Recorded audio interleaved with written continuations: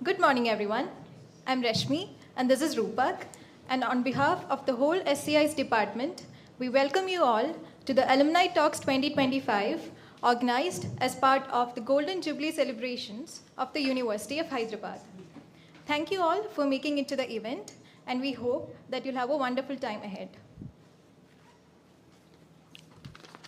Today we are privileged to have among us two distinguished alumni of SCIS who have made significant contributions in their own respective fields.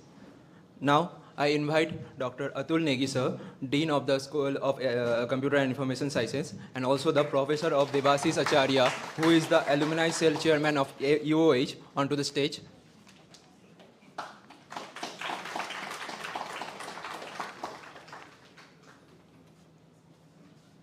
And I request the Dr. Atul Negi sir to commence the proceedings of this event. Over to you, sir.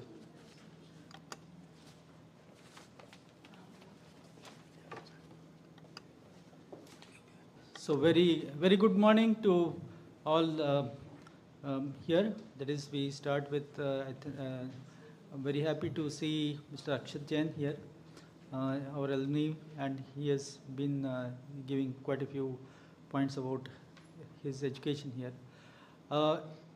But to come into the sequence, that is, I am also very grateful for Professor Devasis Acharya, the chair for the alumni cell in our university for a long time.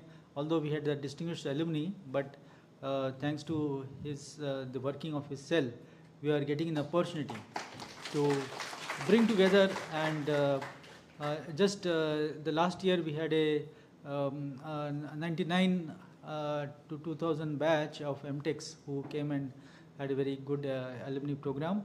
We are carrying on this time in a more formal way. As the alumni meets are about a lot of nostalgia and emotion. However, some of our distinguished alumni have a lot of knowledge to share, and so therefore we commence this series of the alumni talks. And as we go through and we find that quite a few distinguished alumni are there, they have distinguished themselves in their profession, in the way they have grown over the years, from our past students to leaders in industry and in this one. So as you can see that today's program we are having two distinguished alumni.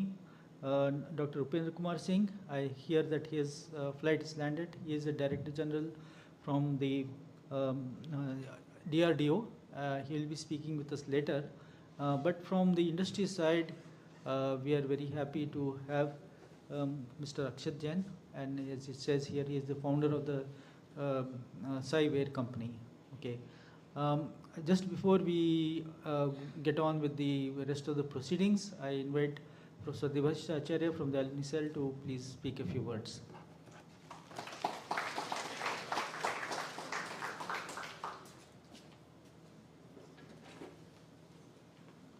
Thank you, Professor Negi. A very good morning to all present here. My dear colleagues, alumni, and our guest speaker, distinguished alumni, Mr. Akshat Jain, MCA UOH 2002. And Dr. Upendra Kumar Singh will be joining shortly, I am told, by Dean Computer Science. So on behalf of the university and also the alumni cell, I extend a hearty welcome to Akshat Jain, who is an entrepreneur, a CTO and co-founder of, if I pronounce correctly, COR Labs, Bangalore. And also in absentia, let me also welcome Dr. Upendra Kumar Singh, PhD UOH 2016, a distinguished scientist in DRDO. And let me begin by thanking Dr. Anjaneya Swami, who is around here. He is the single point contact of the alumni cell. Last time I forgot to thank you, so my apologies. And also to Professor Atul Negi, who is also an alumnus. And I have also come here as an alumnus, so this alumni cell and all is one part of the story. So I just wanted to speak few words because ideally the hall should have been full by all students from computer science. But those who are present, big thanks to them for being here. The alumni cell was actually established in 2022 Prior to that, we used to have alumni activities from the Dean Students Welfare Office or departmental activities. Certain departments have good practices here, like communication, for example. They don't depend on anybody. This is for students, I'm telling. Because we always look for someone to, instruct us to do something. Or then we, once a letter comes, we wait for funding to do something. But I found communication is an exception. They have been doing their alumni meet since last several years, and they, they collect some small money and they do it, and they do it when the current students are around. Okay, so we don't have to go elsewhere to learn how to strengthen alumni relations, and we have best examples on our campus itself. So coming back to the SAIL, because the current students should know about it. So the SAIL was established, and then we were wondering that how do we contact alumni? We didn't have any database. So we went to the controllers of examinations office that can you give us some email IDs? We got email IDs of recent batches. Like for example, all your email IDs are there, the current students, and when you graduate, we will have access to that. But we didn't have access to, for example, people like, those who have graduated before 2000 and all that. We couldn't get the emails of those people, but we had a drive, and through different sources, we have got around 10,000 registrations. We have an alumni portal, which is simple, alumni.uohyd.ac.in, and we have 10,000 registrations, about close to 10,000 registrations there. It is just a database, and it's a verified database, that they are alumni belonging to different batches, and we have single point contacts like Dr. Anjaneya Swami in all the schools, all the departments. So around 43 single points of contact who help the alumni cell in mobilizing, basically gathering database and verifying the alumni and also conducting events. So this year we are lucky because you can see the logo here, Institution of Eminence. They have given little money to the cell, and we are like an intermediary. We have sort of distributed to different schools, and some schools have come back with proposals, and computer science is the front runner. They had their 98, 99 batch get together recently in the last year, and they were very enthusiastic. They organized it very nicely, and then we are having a series of events, and this is the alumni talk which are having by two of our distinguished alumni. So I have come here to request, you might think of this as a marketing stuff or campaign awareness or whatever, but the fact of the matter is that we need to strengthen our alumni relations. And I should thank the young people, even before graduating, they have registered in our alumni portal. So we just told them that please hold on, the day you graduate, we will enroll, you will keep it pending. But I really appreciate the enthusiasm, across schools and departments. So they know about the portal. How did it help us? We started publishing, earlier our PRO was publishing the alumni news. Any news, anything good happens, he publishes in the Herald and social media. So in the portal, we are publishing all the alumni news and anything. It's not, the alumni need not always be distinguished. We need to celebrate our alumni even if it's a small achievement. Somebody gets a job, somebody goes for higher studies, and if you visit the alumni portal, you must be seeing that all the news of different types are being published. There are informal, formal societies and forums operating in different parts of the country who are UH alumni. For example, one active association is Mizoram Alumni Association. So every year they conduct their alumni meet, they send us very good pictures with a write-up, and they also mobilize some money to help for a social cause. They mobilize, and that also they inform. And we publish that in our portal and social media. So we want those kind of activities to take off. It should be upscaled, and it should have, because it benefits all of us. And let me tell you one last thing. I won't take much time. The thing is that we are a bit late in strengthening our alumni relations, to say. If you look at other institutions, look at IITs, IIMs, all private universities, they are like, I always think that, we are like an old public sector bank, and suddenly SDFC comes as a new bank and suddenly starts with a very fancy branch with core banking, everything computerized, doorstep banking. People go there. So we are probably we are shy and we're not doing it, but now we are doing it. We are trying to catch up. And I believe that public sector banks have caught up now. They're also doing well. Our branch outside is now renovated enough, good enough. It was not like that when we all studied. So it is good enough. So they tried to catch up and they caught up. And we can also do that because we only with the help of students. And why should we do that? One is proactive reason. One is a crisis. Proactively, we should strengthen our alumni relations. I cannot go to some alumni or university cannot really go to the alumni when there is a crisis that, can you help us in this way? And of course, the final way is money. Okay, so we can do that always. But then if we strengthen our relationships, I think they will come back and they will try to help us in various ways, be it internship, placements, donations, and also curriculum development. I don't know about, sir, computer science, but management always has their alumni on the board of studies. So that's another good practice. On their own, they're doing it. So we can borrow ideas from each other and do it. And you will be surprised to know that private universities like Kriya and others, their corpus goes beyond 600 crores, and IITs have corpus of, for example, 200 crores. So keeping those things in mind, and of course, as usual, keeping the UGC directives in mind, in the last EC, university has set up something called a UOH endowment fund. We didn't want to say that it is alumni endowment fund. It's a general endowment fund, but we want alumni to be the major stakeholders, not necessarily by giving money all the time, but helping the university to tap good resources like CSR funding, philanthropists trying to give money. If somebody is giving money from Hyderabad, there was an example in the last meeting, somebody said that why this Hyderabad person is going and donating money to other universities and why he is not doing to UOH. So we have to tap those kind of sources because it is required, and you will find that about 30% of your operational expenditure is being made from endowment funds elsewhere in other countries. So they are able to do that. And so we will be doing that so that we won't always creep that we don't have money, the grant is not coming, because things are changing now. So let me conclude by saying to all the youngsters who will be graduating in a while now, please, whatever you achieve, please send to the cell through your spoke or directly.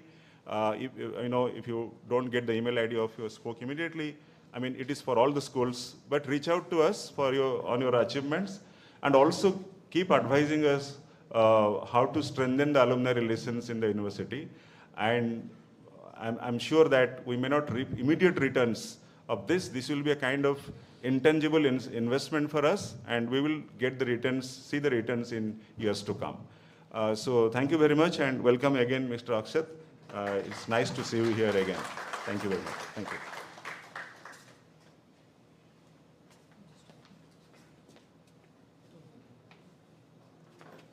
Yeah, I thank Professor Devashish for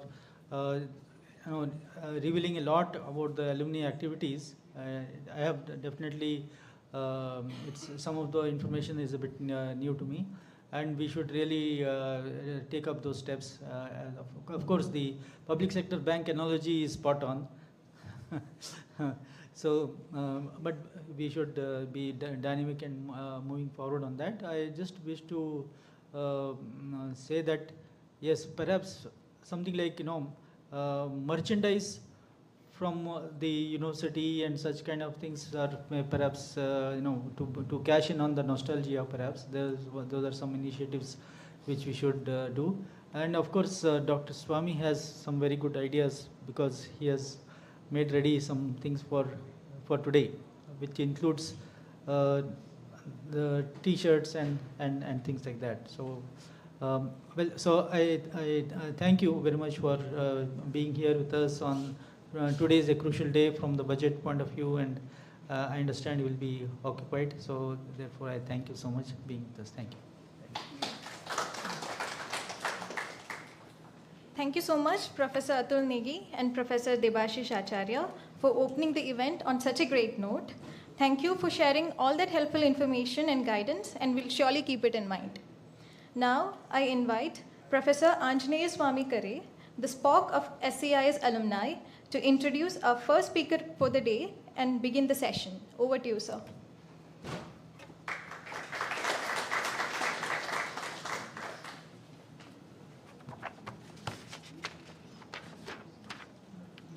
Good morning, everyone. I'm happy to introduce Mr. Akshat Jain, CTO and co-founder, Cyber Labs, Bangalore. He is one of our distinguished alumni. Akshat belongs to those elite batches of MCA where excellence was a norm. To say it formally, he graduated from our school and the university with a Master of Computer Applications MCA degree in the year 2002. Later, he did MBA from IIM Lucknow. Akshat started his career at ST Microelectronics and thereafter played a leading role in prestigious organizations like Adobe, Oracle, before co-founding Cyber. At Adobe, he contributed to several core Adobe products and successfully filed several technology patents. After an illustrious career at Adobe, Akshat joined Oracle India as Director of Programs and was instrumental in driving cloud control release for Oracle Enterprise Manager. Akshat is the pioneer behind Cyber's revolutionary technology-based product platforms. A thought leader and a creative thinker, Akshat was immense expertise in bringing business strategy, operations, and technology together. At Cyber, he was greatly influenced teams in bringing innovative products to reality. His success mantra is sustainability and feasibility in the long term. Overall, Akshat has over 20 years of experience in leading product development, strategy, and technology. With this brief introduction, I invite Mr. Akshat Jain onto the stage.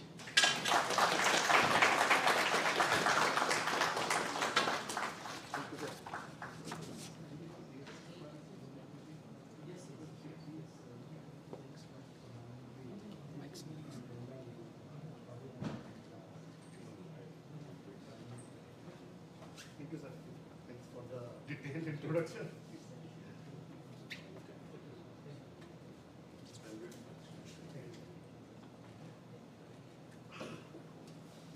So students are sleeping today, Saturday morning, in their lovely hostels.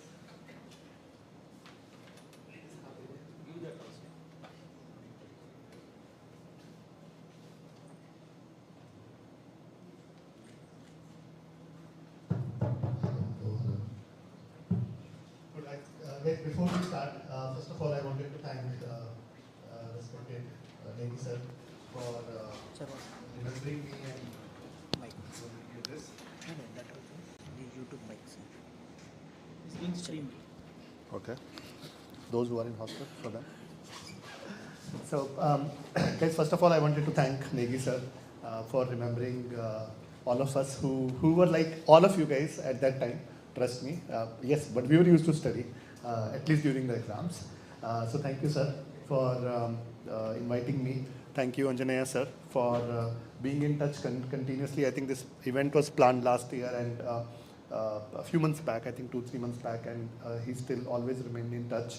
And wanted to thank all the respected faculties for teaching us. Ma'am had taught me some subject, I don't remember which subject, but certainly one subject. So wanted to thank all the faculties for shaping us. I was just telling sir that whosoever we are, at least our batch, I can take guarantee, all of us are at good places.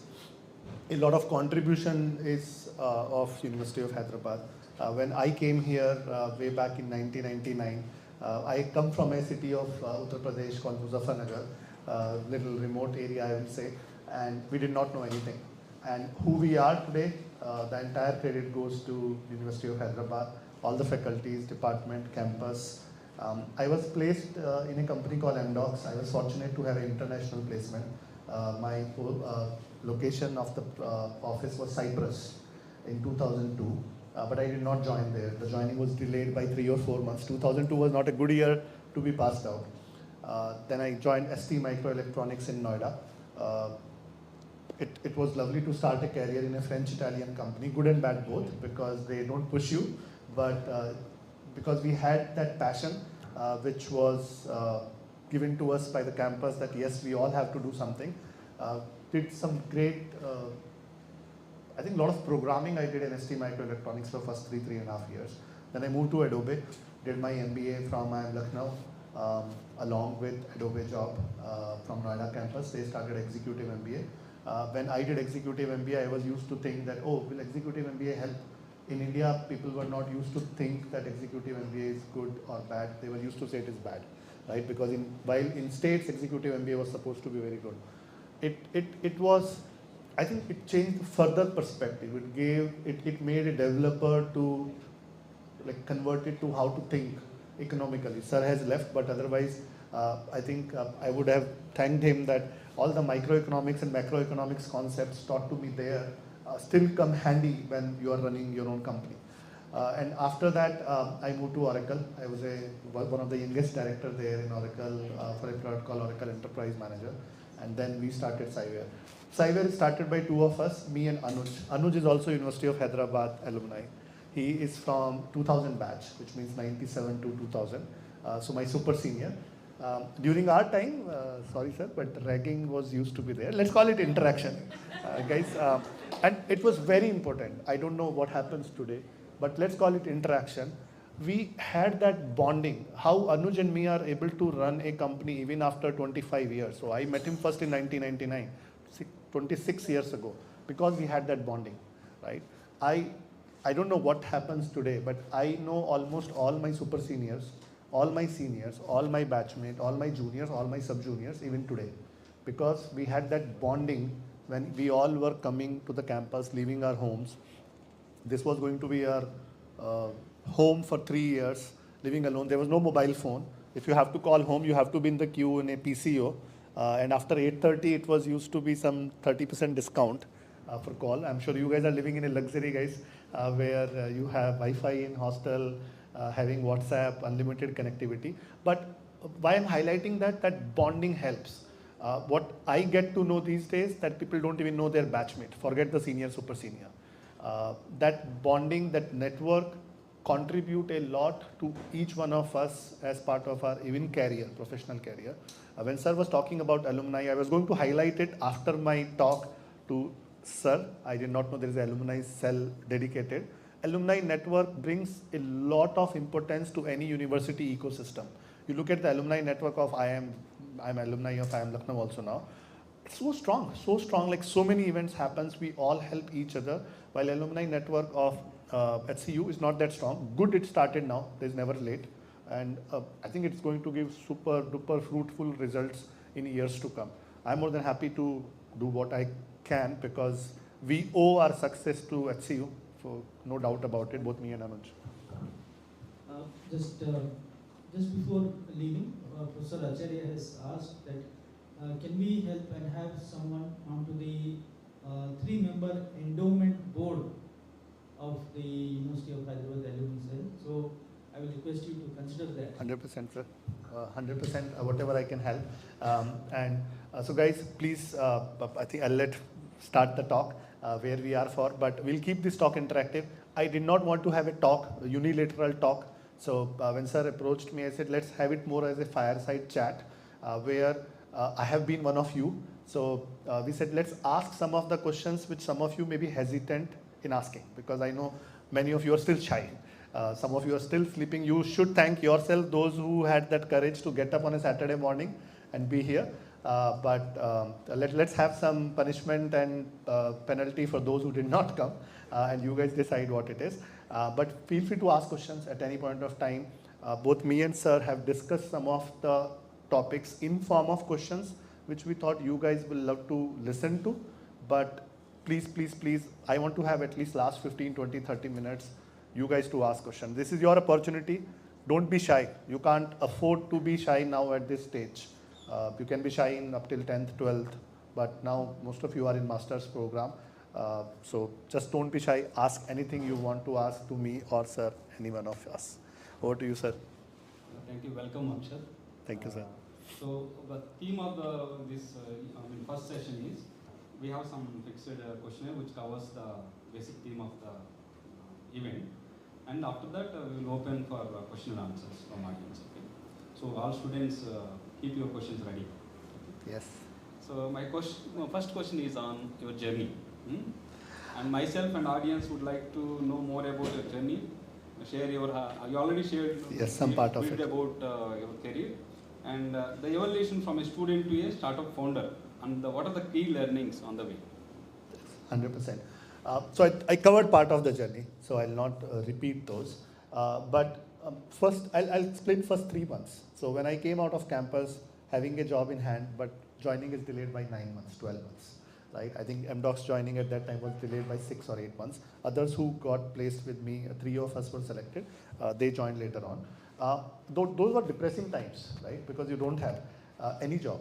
I have taught in an engineering college, sir. When I went from here to Noida, I taught in an engineering college for 1.5 months, right? Because sitting at home will not make any sense while you wait for a job. So even though why I'm mentioning that, I don't think I've mentioned it in any talk. I'm speaker at many places, but it makes sense here because many times many students may not get a job, and it's not you are good or bad. It's the company where they felt that you are not a right fit for them. That if someone gets rejected in an interview, guys, don't feel you are bad. You are not a right fit for that interviewer or for that company because he came up with a role in mind. We'll come to that. I'll cover those topics, that what you need to do in your interview preparation, how to get industry ready, why not to feel bad when you get rejected in an interview. But do anything because everything will give you learning. So 1.5 months I taught in engineering college. Whatever I had learned as a fresher in MCA program, I don't even remember, but what I remember is Chakravarti sir was teaching us computer graphics. And I think I taught computer graphics in that engineering college for 1.5 months because they did not have anyone who could teach them computer graphics. And then I got a job opportunity in Noida itself, ST Microelectronics. I think that changed me because I was fortunate. They sent me to France. You get different exposure when you work with people they have very solid design thoughts. It was this it's a semiconductor company. Basically, you are working on FPGA, designing the chips. So rest of the journey I have covered. I'll talk about Cyber, how Cyber started, because then it's classical job, Adobe, Oracle. Obviously, Adobe, different company to work. It's one of the best company to work for. Programming. That's what you have to do. We'll come to that. There's a computer science department, department students. Each one of you have to know programming. We'll come to that as well. But when we started the company, me and Anuj, there were hundreds of thoughts. Should we leave our high-paying jobs of Oracle? And he was in US in Citigroup. I think he's one of the very few students, sir, who did masters in US after MCA. I don't remember anything of 5 batch above us, 5 batch after us who did states masters and PhDs from RPI New York. I think Chakku sir is also from RPI. He did his masters. Anuj did masters from RPI, and then he did his PhD from RPI. He was in Citibank. That's the only job he did. When he was placed from campus, he was placed in City, India. He did not do any job, and when he got job from his RPI campus, again he got in City, US. Our domain comes from cybersecurity. So Cyber is a company. I will not market Cyber here, but we are a company in cybersecurity domain. We are into threat intelligence management, security orchestration, automation. I don't think this is the right forum for me to keep talking about what Cyber is, but how Cyber started. So both Anuj and me were very clear that we have to do something. We wanted to do something even after leaving campus, but at that time there was no startup culture. I don't think entrepreneur word itself I've ever heard for first 6 to 8, 10 years of my career. But we wanted to do something. In 2006, we built something. He was in US, I was in India. No mobile phone still. I think the non-smart mobile phone came in 2004-5. Smartphone came in 2006 or 7. Apple iPhone came first. So we were used to coordinate on that Yahoo Mail at that time, and we built something. He was in US working in City. I was in Adobe. Both high-paying job even at that time. Adobe was one of the best paymaster. But we could not convert it into a big company because we could not have a courage to leave full-time job. I think both of us got married in 2006. I think he got married in January, I got in June. It took us 10 years to come out of that shock. Finally, after 10 years, we could have that courage, convinced everyone, have some savings. Main thing is conviction. Why I'm saying that is why we could not convert it into an opportunity in 2006 versus we could do in 2016. Because the gut feeling, the conviction, the courage, that's most important. So 2016-17 we started Cyber. 2 of us I think building a B2B enterprise company is very hard. In India at that time in Bangalore, the culture was B2C companies, like you will have the Flipkart, Snapdeal, all started at that time, Paytms, PhonePe came later. B2C is easy, you can build the company faster, you build it fast, but it die fast. 99.5% of the B2C company will die, right? B2B is very hard, it takes time to build it, and I am not aware as such that any B2B enterprise security software company has been built from India other than us. So we were the only one. It was very hard to even hire. So I remember we hired someone in 17, 18. In 1 month he left. I said, why are you leaving? He said, sir, meri shaadi nahi ho rahi hai. Because people are saying, those bride side prospects, they say, oh, you're working in a startup which no one will ever know, because B2B brands, like it takes years to build, like they will not be like B2C marketing. So those kind of challenges, like you will not even foresee, you will have when you're building any company, like whether it's B2C, B2B, every day will be a fun. My title and Anuj's title in the company is intern. So even though we are founder and we may be CEO or CTO for outside world, but for internal world we are an intern, because we have to be hungry to learn every day, even after 7-8 years of running the company. Thanks to the team, thanks to everyone, thanks to all supporters, we kept growing consistently. We are a Series C funded company now. We raised our pre-Series A in 2020, then Series A in 21, 22, Series B, and last year we raised our Series C. Almost more than 80-90 million is what we have raised. We are almost 150 people in India, almost 80-100 people in US. We have more than we have very large companies as our customer, like many companies you might even like MX, JP Morgan's, all large companies. India we work with government. IDRBT is one of our customer, I was telling sir, because RBI needs our product, Ministry of IT, many banks. So let me take a pause there because I can keep going. But the learning has been at every day, every step, whether we were in campus, after the campus, having good and bad days. Guys, I always say, always learn from your bad days. When I, at our time, we were used to have that placement and then we'll go to GOPS. I don't know if GOPS is still there. It's transformed. It's transformed, but the name on shop is there, or the shop is not there. So we'll have that ice cream party in GOPS after placement, and after 2 months you get the letter ki joining is delayed. Then you are, bhai mujhse party kyun liya tha, right? So so you will have your bad days that others are joining, you are like going out of campus, don't have anything. Make sure you learn from those bad days. Those bad days give you more learning than good days. You will always have that nasha, right? You'll stop thinking. So every day is a learning. Learn from any good day or bad day even you are having in campus. I can cover more things if you want something specific in the journey piece. Yes. Can we go to AI? Yeah. 100%. We'll go to AI, sir. I have topics on deep DeepSec versus. There is a sequence. Yes. However, one of the crucial things which is also a concern for so many people is that what is going to be the impact of AI? Good question, sir. Let me just build a precursor to that, guys, which I was saying, that programming part, and I'll cover the AI in that. All of you are computer science students, right? Even the research scholars. You have to know programming. It is like I'm in an automotive business and I don't know how to drive. Now, level of programming could be different, but fundamentals of data structure, when we were used to study, we were used to think ये array, linked list कहाँ आएगा? कौन पूछेगा हमसे बाद में interviews के बाद? It is still used. I was telling sir and ma'am, theory of computation, I don't know how many of you still have that as a subject. Even in today, so we go to IIIT as a company for some campus select placements. Almost third or fourth question I'll ask is design a finite automata machine, which I studied 26 years ago or 25 years ago.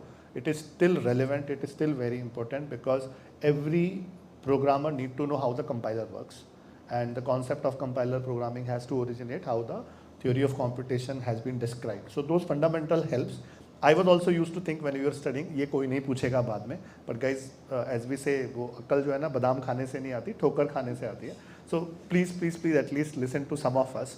So programming is needed. Now coming to the AI, which people think, you at the end of the day, guys, you all are engineers. AI will replace programmers, but AI cannot replace engineer. So you have to understand that difference between a programmer and an engineer. AI will write, if I ask AI, I give a prompt that give me a program which will reverse the linked list. It will do it because that's how it has been trained. But it will not be able to apply it in a use case, which an engineer has to do, that my problem statement is this. Now in this use case, if your fundamentals are clear, whether I have to apply reverse linked list algorithm here, or I have to use a search, binary search, and then do reverse linked list or connect the nodes, that AI will not be able to do. And that's what an engineer can do, which AI cannot replace engineer. And industry will continue to need engineers because engineer will design, engineer will decide. And then yes, we also allow our developers to use AI to write code. But did we replace any one of them? No, we cannot, because AI is still a bot. AI is not human being. It will, what computer science did, what the program started doing in 90s when they came, they started doing repetitive tasks faster than human, right? That's what a program was doing. Instructions, subject का नाम क्या था जो hardware से related था, Arun sir ने पढ़ाया था हमको, computer organisation. And I was used to think, यार ये क्यों पढ़ा रहे हैं हमको, like why, this is who will need it, हमको सॉफ्टवेयर में जाना है. But that all of those comes handy when you understand that how a program works efficiently, right? So that's how the computer was coming into popularity. AI is nothing but the next generation of the computer science. It will do some of those repetitive tasks even better and faster. Where in computer science, a engineer or a programmer was needed to give instructions to computer, automate it this way, do this repetitive task in this way. Now AI is doing even that task. So further improving efficiency for all of us. But guys, be engineer, don't be just a programmer, which means don't run behind programming. The other challenge we are having, sir, with the students these days, they will go for competitive programming. Paglo ki tarah, they will, any resume you say this is my rank in all these coding platform where they are doing competitive programming, and a lot of it is not used in 95% of the industry. So they will be a good programmer, but they will not be a good engineer.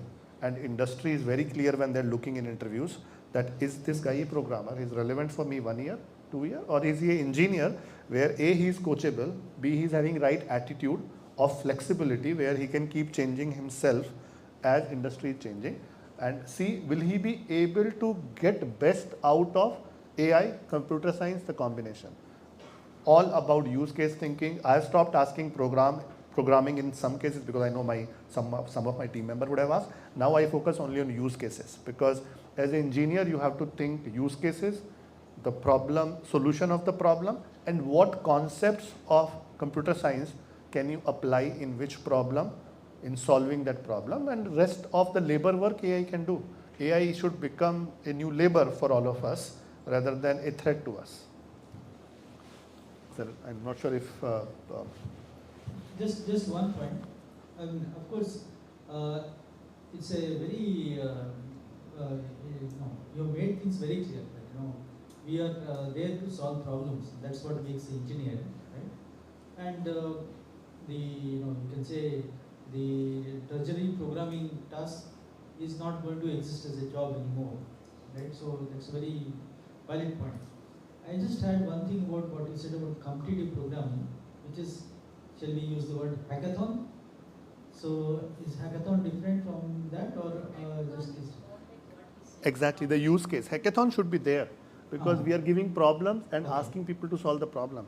The competitive programming is, I'm sure they all know, where they will go crazy on the competitive programming, which top 5 companies, top 10 companies may ask in their written test. But it's not what is you use day to day. You will come across students, they are having rank or percentile 100 on the competitive programming platform, but when you ask them data structure concepts, wo aate nahi hai. Okay. I'll just hand over after one question. Which Yes, is sir, that please. Ask as many. What do you think of the idea of our university, or rather having an alumni-sponsored annual hackathon? Yes, 100%, sir. Hackathon should be there. Who will sponsor, we'll figure it out. So, but the goal is, like, they have to feel, because they are the participants. if they don't have that energy, that zeal, that passion to participate in hackathon, if they come, you can give a theme. But the moment any one of them comes, say, sir, aap hi de do problem, then don't do the hackathon. If they all come collectively that you give the problem, no, they have to think the problem, come out with the solution, because goal is to highlight their passion in hackathon, to further identify that कौन coachable है, किसको shine कर सकते हैं. Hackathon should not convert into another exam that where, and I believe department should not organize it. It should be a neutral party, because with department they get a sense कि it's a test, and they will treat it as a test that I have to do programming instead of writing it on the paper. That has been my experience, because whenever we have conducted hackathon to select students or candidates, we have always given it to a third party, so they don't know what it will lead to, because hackathon should be for the passion. Hackathon should not be as one of my weekly test or monthly test or the final exam. But yes, hackathon is needed to ignite their use case thinking. Yes. Sir आप ये वाला लो, मैं ये वाला लेता हूँ, मेरे पास तो दो mic हैं. So actually, Hello. the intention of asking Hello. that question, बंद हो गया. the intention to ask that question was that to sort of give more sort of wider publicity to our university, and if it is a hackathon, we should aim for an open hackathon where it's not just only for our students, but they compete along with others. And as you said, if it's a third party, then there will be no complaints of bias. 100%. Yes, sir, that makes sense. And we should encourage to go them out and participate in hackathon of all the universities, IIITs. You should identify. I remember during our time, there was something we were used to go out to some campus. I forgot what was the name. And used to win. Yes, we used to win. I have gone myself with Sheshagiri in quizzes. So I've represented that group. So, but hackathon was not there at that time. But yes, sir, whatever you said, 100% correct. But goal is to push, identify, and guys, you have to bring your passion out. Like whatever any faculty, department, or any one of us can push, it is going to help you, right? It's not going to help any of the faculty, not me. Anyone who is pushing you, they're pushing you for your benefit. We all can be a catalyst to ignite some of the potential capability, skills you have, and allow all the faculties or anyone who is doing that to do that, because this is a stage where many of you need a hand to hold to identify that skills and keep going. Sir, maybe many students will be interested to know what kind of skills, technical as well as soft skills, they need to develop to be industry ready. Yes, very important question, sir. I will come to the technical skills much later on. The first skills when you have an interview, and I'm not talking about written test here. Everyone will have their own style of cracking the written test, right? I don't think this is I'm the right person to teach you about written test. But let's say when you crack an interview opportunity, the first 5-10 minutes are very important, where you have to engage with the interviewer in terms of where you lose him or keep him engaged. And technical things I will come is the attitude and body language. One of the biggest problem I see is that I'm not talking about communication. I speak a lot of Hindi still. I studied in Hindi board, right? So when I was in hostel, we were 3 roommates. Hostel B, room number 214. One of the roommate was from rural Andhra. He did not know Hindi or English. I forgot which course Masters of Political Science. The other roommate was MCA batchmate. He was Indian but brought up in UK. So he did not know Hindi. The only thing he knew is English. And I came from UP board, only thing I knew is Hindi. So one Hindi, one English, one Telugu. All 3 for first 3-4 months, we were literally talking in science. I could speak kuncham Telugu after that, 100%. And we made the other roommate Vikas learn Hindi, little bit Hindi. We started with all the galis, and then that's how we could pick up. But coming back, guys, communication, I'm not talking about whether you're confident about English or not. Whether you are using right accent, impressive or not. No, it's the body language, and body language is one which comes from all of you. It comes from the confidence. The biggest problem is students are missing the confidence. They feel, हमको तो लेंगे ही नहीं, हमको कुछ आता नहीं. So body language does not come. It has to come from inside, because that body language and ability to understand a question and try to answer in your best ability is what interviewers look for first 5-10 minutes when they ask you, give your introduction. If you go about, I'm not, with all due respect sir, many of the projects or the assignments which they do as part of college curriculum, we know पूरे batch में एक बच्चा करता है और बाकी सब copy करते हैं, शायद 4 करते होंगे, right? So वो that's a constant. Interviewer को भी पता है. Now it is very hard to identify इसने किया है कि वो बाजू वाले ने किया था, because we don't know yet. What matters is industry exposure क्या है. अब industry exposure is not there. Still, like, let's assume 30-40% of students in any batch are getting industry exposure before they are reaching the placement stuff. So you have to have double confidence in your resume when you are introducing yourself. Your body language has to come solid. Sir, मैं ही हूँ, आपके लिए बना हूँ, आपकी और मेरी शादी ऊपर से लिख के आई है, right? So that's the confidence in body language has to come. You can't fake it. It will come based on your confidence of how much basic concepts you have. Basic concepts of programming, basic concepts of data structure, basic concepts of OS, basic concepts of networking, basic concepts of database. If you know basic concepts of these 6 things, and concepts means concepts, it's not कि मुझे 1NF और 2NF form की definition पता है, मुझे linked list को reverse करने का program याद है. That's because we will talk only about the use cases in database also, in the networking layers also. OSI की 7 layer पूछो सर, वो ऐसे बिल्कुल AI की तरह prompt की तरह answer करते हैं आजकल. Layer 1, Layer 2, वो रुकते भी नहीं है, because जैसे prompt नहीं रुकता है. So they will just answer जब तक 7 के साथ finish नहीं कर देंगे. Don't do that. Just think that सामने वाला person is asking the question from what mindset.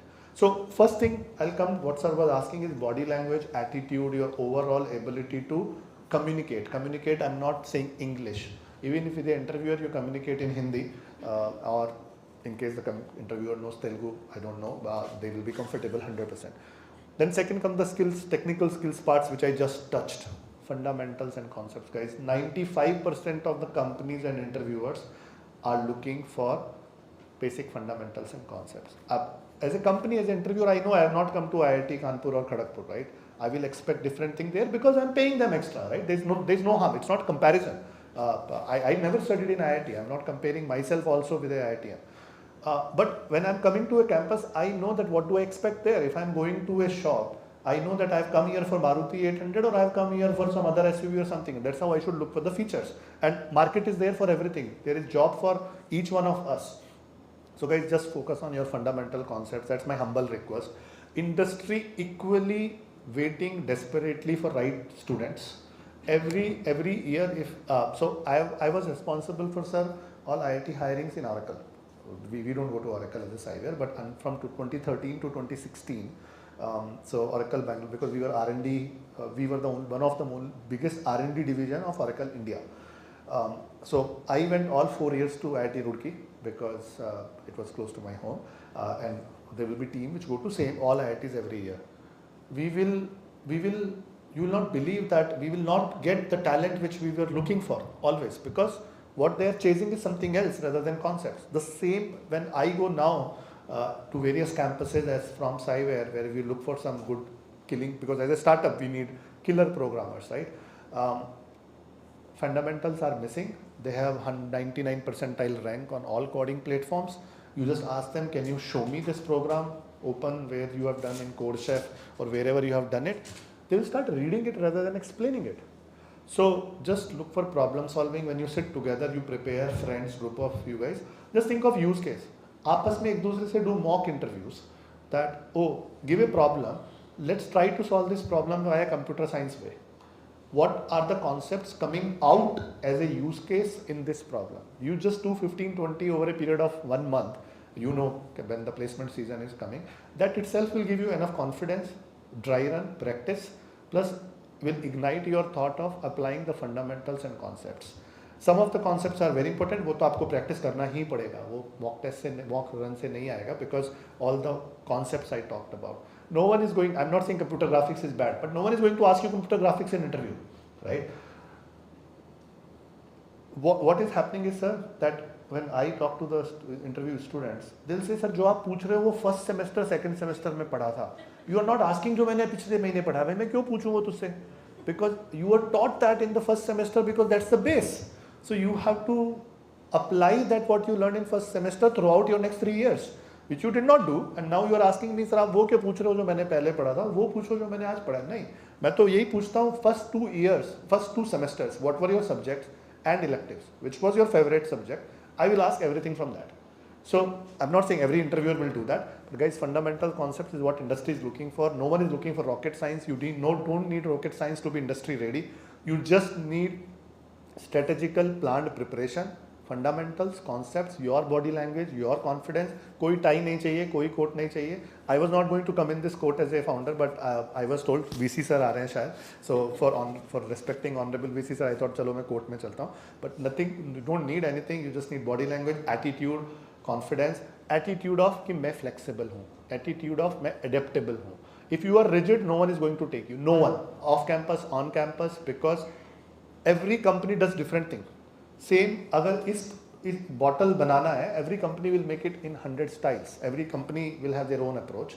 What they need, why I'm looking for a fresher, so we can mold them the way we need it. Why industry need freshers? Because those who are coming from some experience 3 year, 4 year, they will come with a mindset or learnings which they had in that company.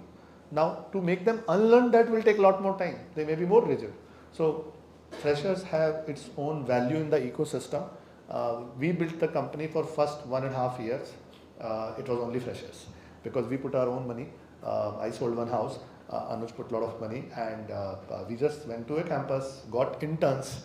I was coding with them for first 6 months, and some of them are architect today. Those who joined us as a campus freshers in 2016. So first 1 year we only had freshers and interns, and those who could work without salary but on equity, and they have equity more than 2, 3, 4, 5, 10 millions today. So let's not go there. Goal is, guys, attitude. Please be humble, be flexible. If you are in this career, unless you are chosen it by force, if it is your passion, be flexible, be adaptable.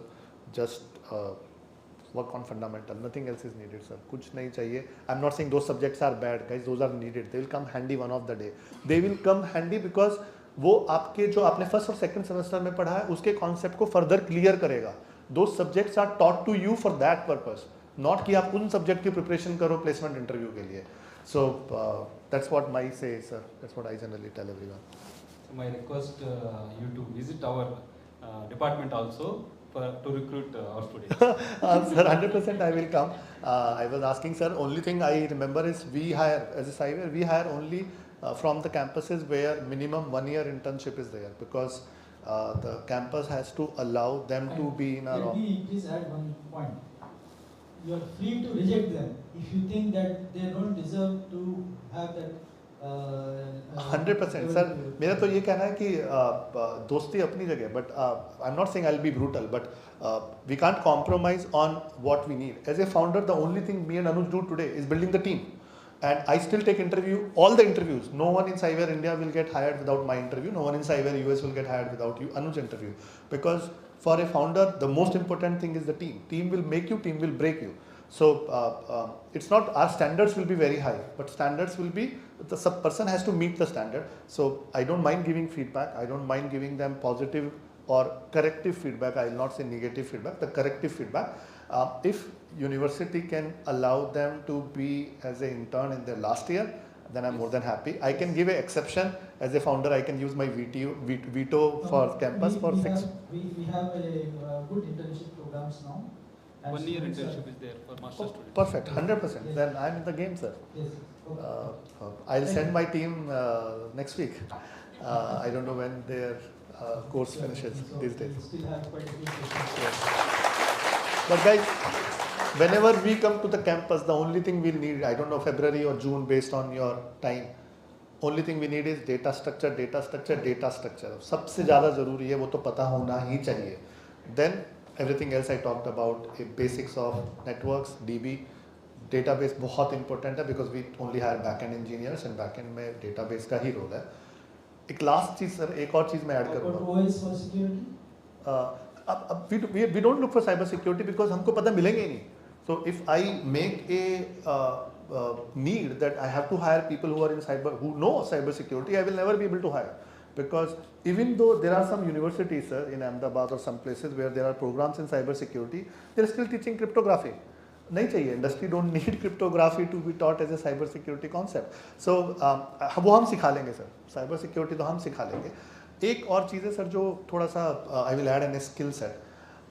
थोड़ा दीन दुनिया की जानकारी, I don't know what is the right emotional word for that in English. When you'll come across some students, उनको सब पता है, fundamentals भी हैं, कॉन्सेप्ट्स भी हैं, शायद वो टॉप 10 वाले बैच में अपने टॉप 10 है, प्रोग्रामिंग आती है, बट उनको बस वही आता है. उनको ये भी नहीं पता होगा कि हैदराबाद का सीएम मतलब who is the CM of Andhra, what is happening. They will not know कि डीप सीक क्या है. उनसे पूछोगे कि दीन दुनिया में क्या हुआ पिछले 48 hours, 96 hours. They are geeks, but industry को again I'm saying general 95%, 5% of the companies and jobs are probably for those geeks, right? But guys, be aware. In today's world, you have to be aware of your ecosystem. I'm not saying be aware of political ecosystem in Andhra versus Telangana. But if you are in computer science world, if I ask a candidate, if I'm interviewing someone today and if I ask him what is DeepSeek, he says, sir, मुझे तो पता ही नहीं है, मैं नहीं लूँगा उसको. भाई इसका मतलब you don't know anything. They say, sir, we don't read newspaper because we are preparing for interviews. Preparing for interviews is not your full-time job. If you are preparing for interviews as a full-time job, 24 hours में से, then sorry, we don't need you. We need someone for whom it came inherently for last 2-3 years that, and you can spot that when you are meeting them that this guy just prepared everything in last 15 days, 1 month, even as a fundamental concepts, or his fundamental concepts have been good for last 2-3 years. So guys, awareness is needed of your industry. I'm not saying everything of the world, but if any one of you don't, even I'm not saying you have to do PhD in DeepSeek, right, in one day, but at least 1-2 line concept, you have to know what happened. So that's just an example. There will be many things which as a computer science student you have to be aware. So you just be aware. I'm not saying everything AWS में क्या हो रहा है, Azure में क्या हो रहा है, cloud में क्या हो रहा है, but at least few things you need to know. I think many students. I can keep going for hours and hours. I don't know how much time we have. So we'll open for a question and answer from the audience. Guys, please ask questions. Otherwise, we have list of questions.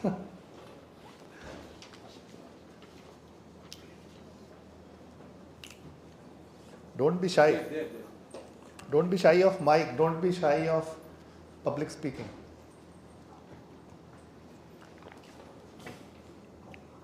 Good morning, sir. You must have carried out so many interviews throughout your journey. One of my questions was how do interviewers test maybe like the creativity of the candidate in front of them? And I have a more informal question as well. What was your favorite spot to hang out in university?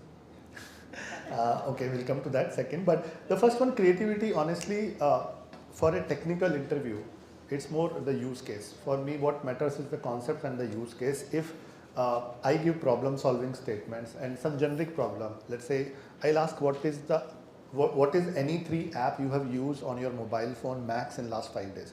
Obviously from all of you answer will be Instagram, but I say apart from Instagram. So and then let's pick some problem there. How this feature would have been built. What are the data structure concepts would have been used in this feature of the app which you are using. If I would not be even not knowing that app. So creativity comes there, that how do you stitch your knowledge to a problem solving. That's the creativity we'll look for, or industry will look for. I can safely say this as an industry phenomena, not just from us or our side. They just need that much of creativity. Application, and that's why I love this Master of Computer Application. So it's all application, doesn't matter what's your course name, how do you apply your concepts, that's the creativity. And second part, I think when we were used to study, there was no phone, right? So no phone, GOPS is the only place. But when I was in cab, I asked how's the Lingampalli now, because that was the only place for us to go and get some paneer, because in hostel, whole day we will be sambar chawal. My first day, I remember the first day breakfast was puliyara, the yellow rice. I was like, subah ko 7 baje koi chawal kaise kha sakta hai? But I did not know that's going to be my life for 3 years. But no cribbing, because we did not come here for luxury. I think everything is acceptable. So I'll say GOPS and Lingampalli. That's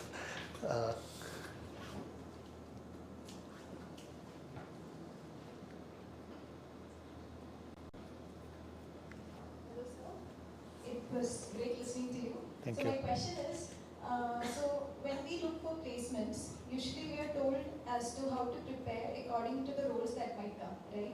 So, and you yourself emphasized on focusing on data structures, etc. But I think on a personal level, it's also important that you focus on choosing the right company. Looking at 100%. For me, I will go into economics subject. It's all about supply versus demand. So choosing the company will depend on, I don't know how many companies are coming to the campus today and off campus. But yes, ideally if you go by books, if you all, some of you have identified that this is the right role for me, it does not happen in India much, but in US, people don't mind doing a QA job, right? SDETs are paid as good. In our company, the salaries are same for SDET and SD. We have a 52-year-old person we hired. He's army veteran in US as a QA. He's a QA engineer, 52-year-old. In India, if you go to a 35-year-old who has not done anything and want to move to computers now, कोई जीने नहीं देगा उसको, मतलब उसको इतना जलील कर देंगे कि he will never be able to join. But coming back to your question, yes, if companies are disclosing role like dev or QA, a little bit of the role related things you'll have to prepare, but the fundamentals are needed from fresher for any role, whether it's dev, front end, back end, front end, QA. I think I'm assuming companies will be coming only for these roles. If Infosys, Wipro or those kind of companies sometimes come for analyst role, they may have different needs. I may not be the right person to guide on that, but I still feel for a computer science freshers, data structure तो आना ही चाहिए. उसका fundamentals अगर नहीं आता है तो फिर that person should not be hired for any job in computer science. Thank you for that. My question is more on, like how do you choose the right company as in Right the role. work culture? I give you more context. If you look at news that's been going around, we have been seeing CEOs of very big companies making statements like employees should work for like 7 years of a week, etc. So I would also like to know your take on statements like that. I will not lead into any controversial statement. Someone told me it is being streamed. We are a startup, we work hard, but we party hard. With all due respect to Narayan Murthy sir, I don't think he even meant that you have to work 70 hours a week every week. No human brain can do. See, we all are in a brain intensive jobs, right? So we may not look tired physically, but this needs rest. For sure we needs rest. It needs rest. What he meant and what all of us, even being founder of a young startup, is when there is a need, we should have the ability as well as attitude to really go above and beyond. But that can be for 1 or 2 weeks. Beyond that, my brain will not be that productive. What we do, what we ask as a company is that we need 8 to 10 productive hours. That's all. Now, someone who's very sharp and smart may do 8 to 10 productive hours work in 5 hours. Someone who does not know anything, he will keep sitting in office, सबसे पहले आएगा, last में जाएगा. He's spending 18 hours, but probably not able to produce 6 hours productive output, right? So what industry needs, being honest, leaving those controversial statements aside, which I'm sure neither of those speakers intended, is what industry needs is 8 to 10 hours, 8 to 10 productive hours on an average. There may be week where we may work above and beyond. There are releases, there is some extra projects, and there will be week it's all sine graph. You all have studied in math. No one can survive without that sine graph. You can't have continuous wave of working continuously for 70 hours for 3 months, and neither you should have a dull, oh, I'm just working 4 or 5 hours for 3 months, because that is also bad because your utilization is not happening. Now, coming back to the culture piece, it's very hard to know, means it's based on the image. Not every company is in the media. So Hyderabad is full of startups, Bangalore is full of startups. Startups will not be in media, so you can't find the culture. You have to find the culture based on the people you interact during the hiring process, because are they respecting the candidate? Even someone has to give the feedback, they have to give it in a corrective fashion rather than making them feel tujhe ye nahi aata hai, versus how you could have done it better. So yes, that matters, because we all learn and be more productive when we are working with right people. So 100% to yes to what you are saying, that there are various ways to find culture, and for me one of the best ways when we interact with interviewers of the company. If they are not right, if we feel that they are not the right colleague for us, if you have option, just say no.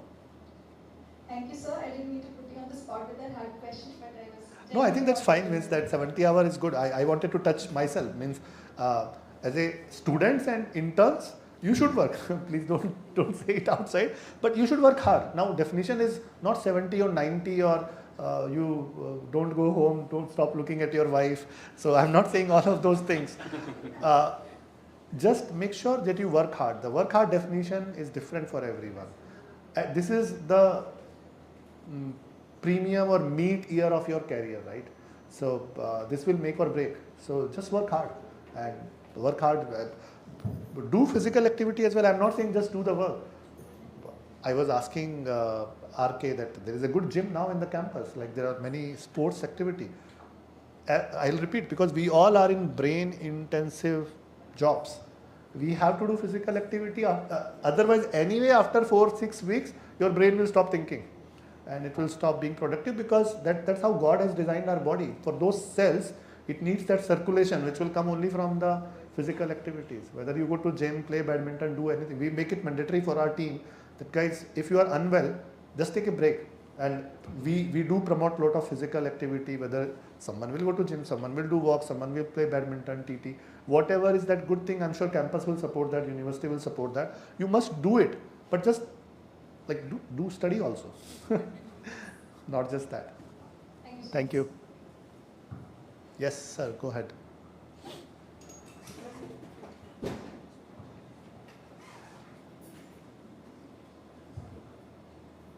Hello sir, my name is Aditya Kumar. I'm doing PhD here. So my question is related research. So basically, research students. So basically, in general, what I see is most of the research scholars they're joining academic or academician as a profession, probably for teaching or something. How do you see going PhD students like after their PhD into academics, and how do you see their roles and what are the opportunities? He was supposed to ask this question. We discussed this topic in the car.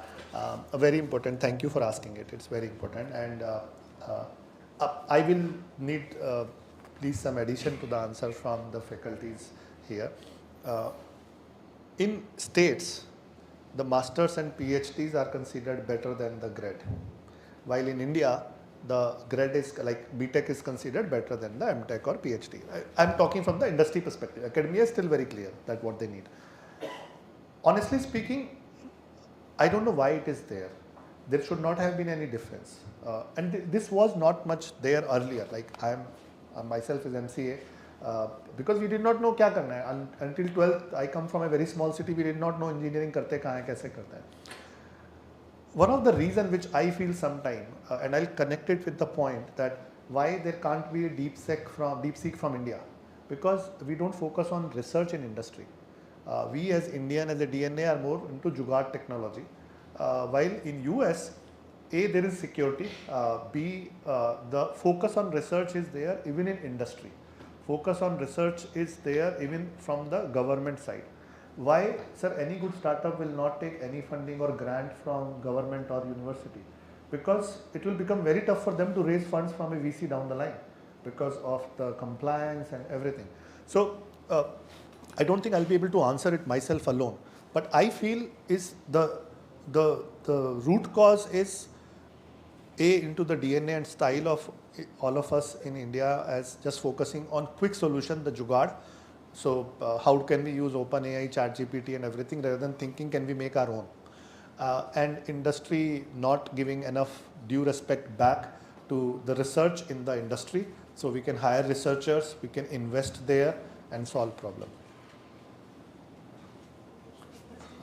Welcome, sir. I also done MCA, did MCA and worked for a startup for a year. Then I wanted to research, I joined MTech and then eventually PhD. That time I wanted to research, that's why I came. Still I'm thinking what is the research option that industry is having. If someone wants to make a career in academics via research or don't have what are the options available still in the market? You should be an entrepreneur. I feel now you should start your company. And I am telling this to many of the PhD students, guys, like take the plunge, be an entrepreneur. What is happening is see, if you see, large companies are still having budget allocation to spend on research. The industry is having a lot of startups like ours, where the scope of research in India is still like limited to we have to make money. The day you raise money from investor, you're running economics, right? You're chasing top line, and then post series C, C, D, you will chase the bottom line as well.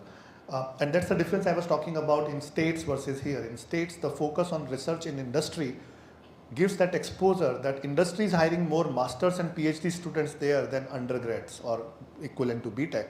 While in India, they want doers quickly, those BTech students who can quickly come and start solving my problems. Those problems are defined or solutions are defined by teammates in US, and they just need to do this here. We can change it. All of us together can change it. It needs support from... There is a change.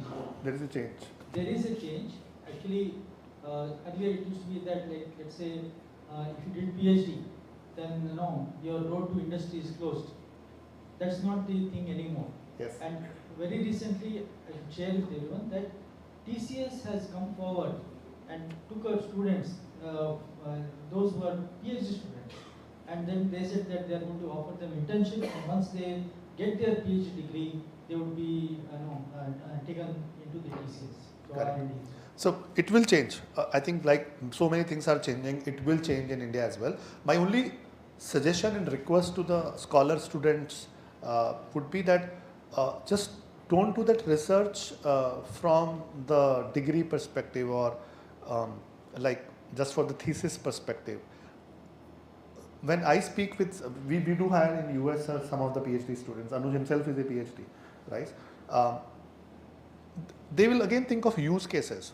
They will think of use cases of their research area in computer science also. While in India, when I meet some of the PhD students, we were once interviewing a PhD student for data science problem, because in data science problem, you need that patience, right? And there's a image that research scholars will have that patience compared to a BTech student. Little bit more mature, they have been through it, the brain is tuned for that, trained for that. But the use case or the application piece will be missing. While the same person, when he will do PhD in US, he will be exposed to that use case thinking and thought process during his or her PhD. So my request would be to make the research scholar industry compliant or industry ready to have that use case thought even in what they are doing in their research. If we see other industry, pharma industry hire more scholars or researchers than the real doer. They'll pay a lot more to those researchers because the research is valued. In computer science also, the research is valued, but because the use case applications are missing, so they're hiring more scholars or research or PhD students in states versus in India. Because in India, that jugaad technology still prevails, that let's hire those BTech students, let's convert this problem into a earnable solution. So that's the challenge. I'm not giving the solution, but I think together all of us, including me, have to change that mindset. It starts from every PhD student, come to the industry, come to the government, come to the mindset, come to the media. It's happening in Western world, should happen here as well. We'll take one more question.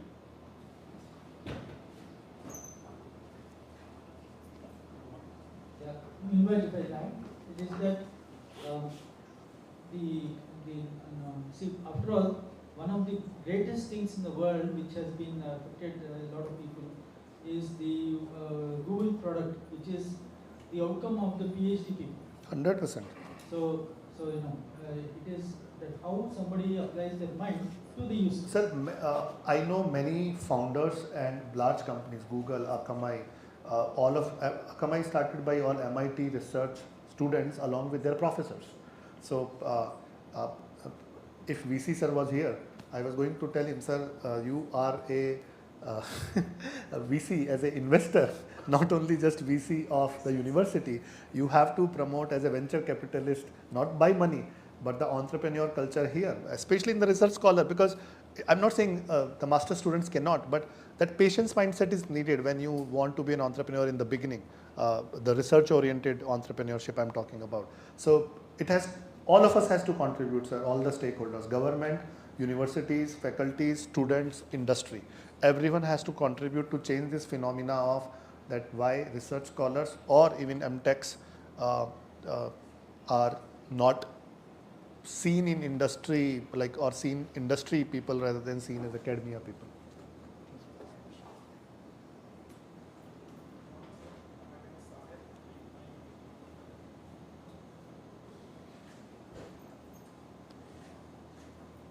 Good morning, sir. My name is Sahil. And my question to you is, what advice would you give to young entrepreneurs who are trying to initiate their startup in this current era? If any one of you want to be entrepreneur, reach out to me on LinkedIn. I'm more than happy to share insights. But guys, just follow the passion and have the patience, because there will be bad days. And one of the biggest problem I hear people say that, sir, we want to be entrepreneur. We can be entrepreneur, but we don't know what's the right problem. We don't know whether that problem is right, scalable or not. Whether we don't know someone will buy the solution of it. Don't worry. There are many companies. You know Slack. Slack was acquired by Salesforce for I think 30 billion or 40 billion. Slack did not start as a Slack. They were building something else. They had built Slack for their internal use within their team, and that became the product versus what they were building. So even though in 6 months or a year after you start, the idea change, what company is doing change, don't feel like, oh, we don't know how other people will feel about it.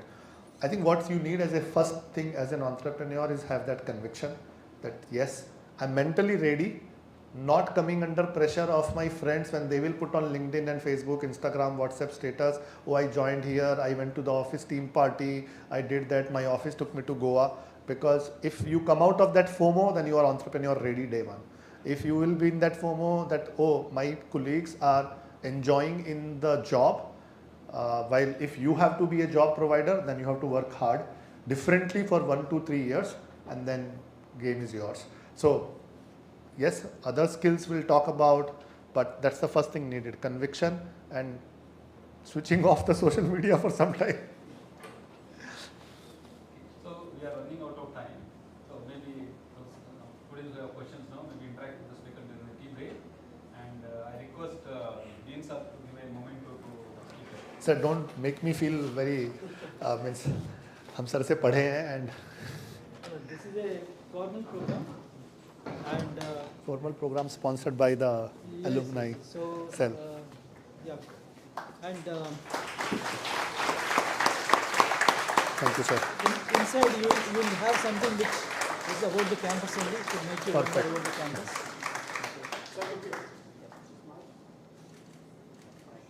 Thank you, sir. Really appreciate it. Okay, there If it is more. a camp, So SCU that is- T-shirt, that then I is- will love it. Yeah, that's from him. Perfect. Thank you, sir. T-shirt and this is a mug. Thank you.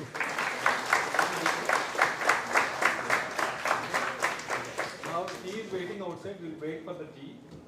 In 10 minutes, we'll have a group. After tea break, we'll have a group photo and then we'll join the second. Thank you. Thank you, sir. Nice meeting you. Nice Oh, meeting so you. nice. Yes, take the mic.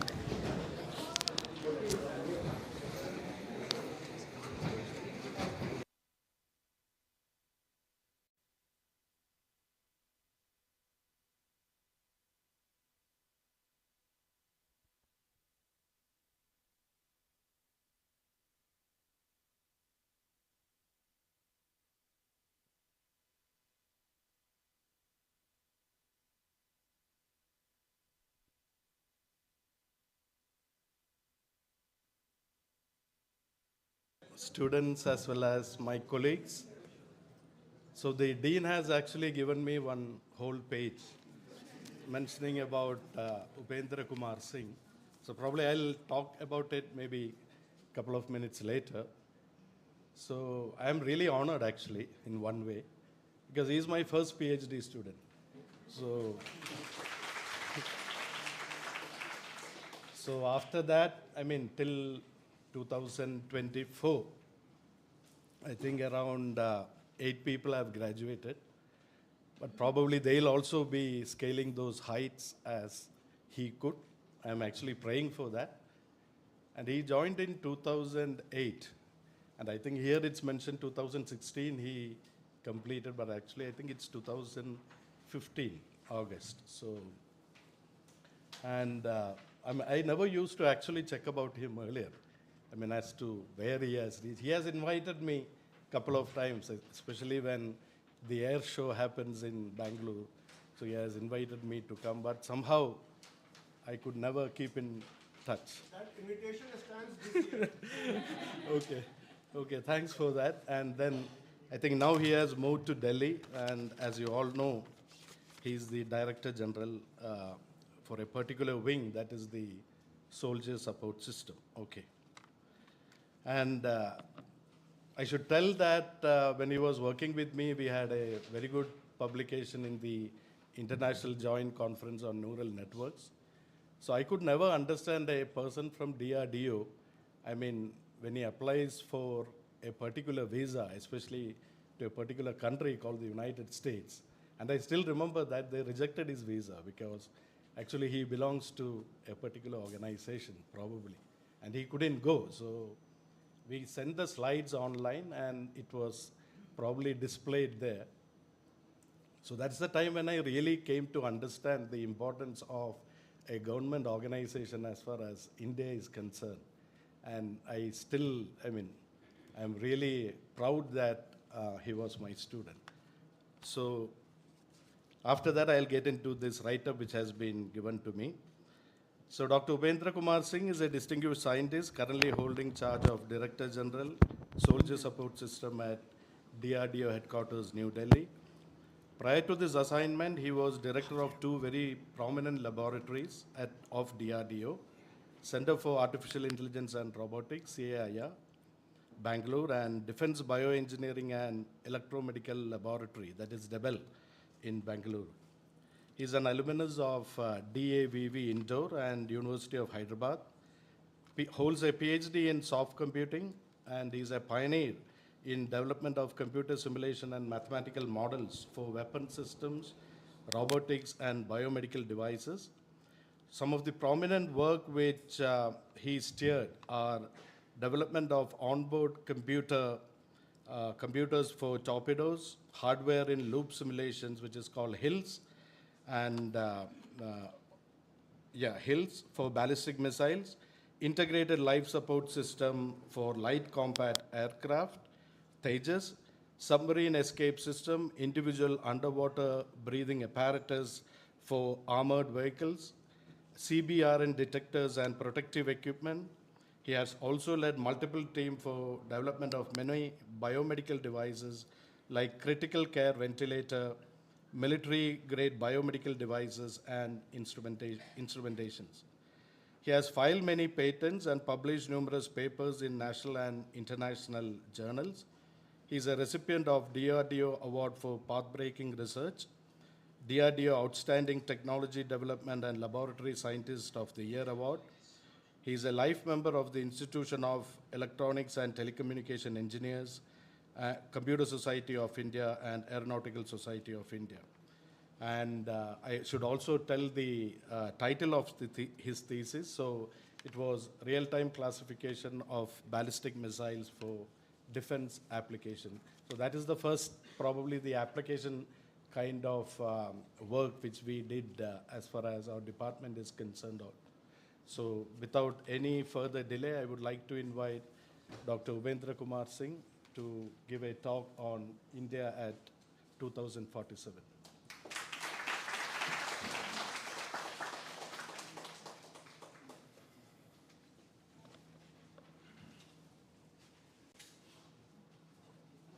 So it's in fact my honor to be there from where I have done my PhD, and my gratitude to Professor Vineet Nair and other faculties also. We have been meeting in some or other context.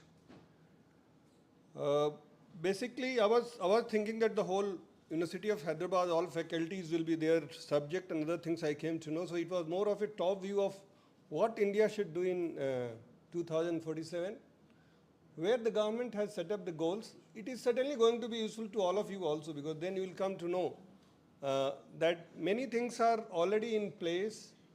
Government also wants that not only 5 or 6 or 7 department of sciences, they should only be the scientists who should work for the India's problem of 1.4 billion, but there should be everyone, whoever is there in the society. And for that, a lot of steps have been taken. And let me also echo whatever Dr. Jain had told. When my son has completed his BTech from IIT Madras, then it happened that he wanted to do PhD.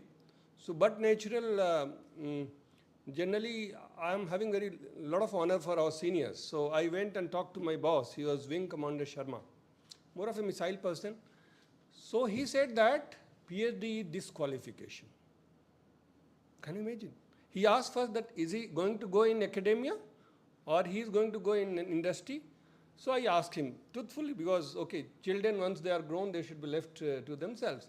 So I asked, where do you want to go? Do you want to become faculty member, teachers, or you want to do something in the industry? He said, no, I want to do it in industry. And you can imagine that whole house was basically submerged into gloom. What is to be done? No, because this is a decision matter which needs to be taken. But then my inner soul said that no, we must go for. Reason being, when I was in care just before COVID, we had called for one academia industry meet. And everybody was working from TCS, anybody in the Bangalore basically. Some 200 people, they came. And I said that all of you I'm going to fund. Don't worry about the fund. You give me the solution which I'm posing you the problems. From underwater weapons, autonomous vehicles, to autonomous vehicle on the ground, to autonomous in the sky. These three things, we will bifurcate different problems and you work for that. So there I could find that many of the industries are, in fact, they had started picking up the PhD. So let me tell you, PhD is not the disqualification, right? So today he is working in US, and before he got his first salary, they got the house also. So don't worry about that. I'm just telling that it's not the projection of a person, but more of a projection of the PhD. PhD, we must do it. But then, though I have come with a formal talk, but then I'm feeling more of interacting rather than getting into that. But then hurriedly, maybe in 15 minutes, we'll go through it, and remaining period can be two-way communication. So let me tell you that today government of India wants that many people should do the research, but then don't do the research only for the sake of research. We are third highest publisher, publications are going from India, sometime third, sometime fourth, behind China and US. And UK and India always, they are competing for the third and fourth position. But quality is still not what is desired. And I will not blame anyone. Let me tell you that whole society, whole setup needs to gear up. And today we are geared up. So let me also tell you, share some good news with you that DRDO as a scientist, we cannot spend a paisa unless 25 paisa goes to the research. And this city is very fortunate to have 2 centers of excellence out of 15 centers in India, where the funding, whatever is happening, it's much more lenient. We also, since we have seen how the industries are coming, we have seen our own children, we have seen our cousins, we have seen our own friends who are there in the industries, what are the difficulties they are facing. So 25% of, as per the budget of 2022, 25% of our research money has to be invested in the academia and industries also. Earlier, as per the GFR, this is the general financial rules, we could not have funded industry and it could have gone only to IITs because they were the institute of prominence. Today, I went to one of my nephew's college during his convocation and told him that any professor is having ready-made some problem, I'll immediately fund it here itself. And we funded. And that college name may be not known to any one of you, I'm very much so. Savita Engineering College in Chennai, outskirt.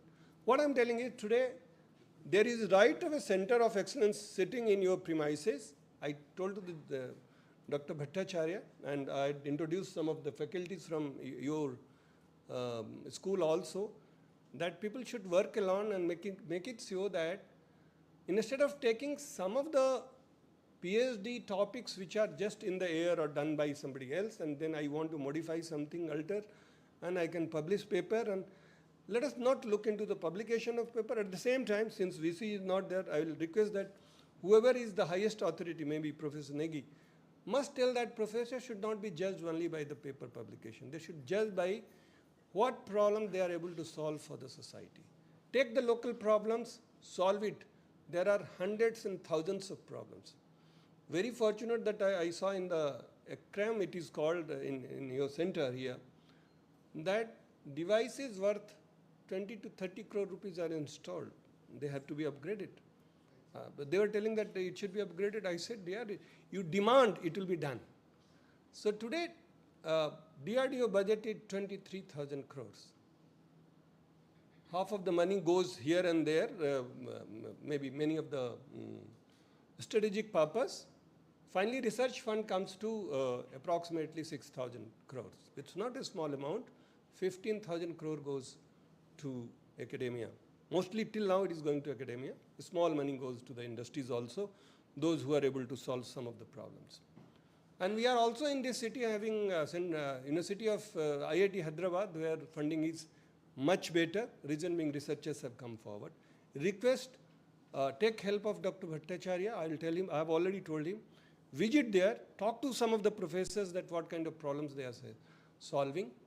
And I'm very much sure that this particular school also will, this particular connection, whatever has happened today.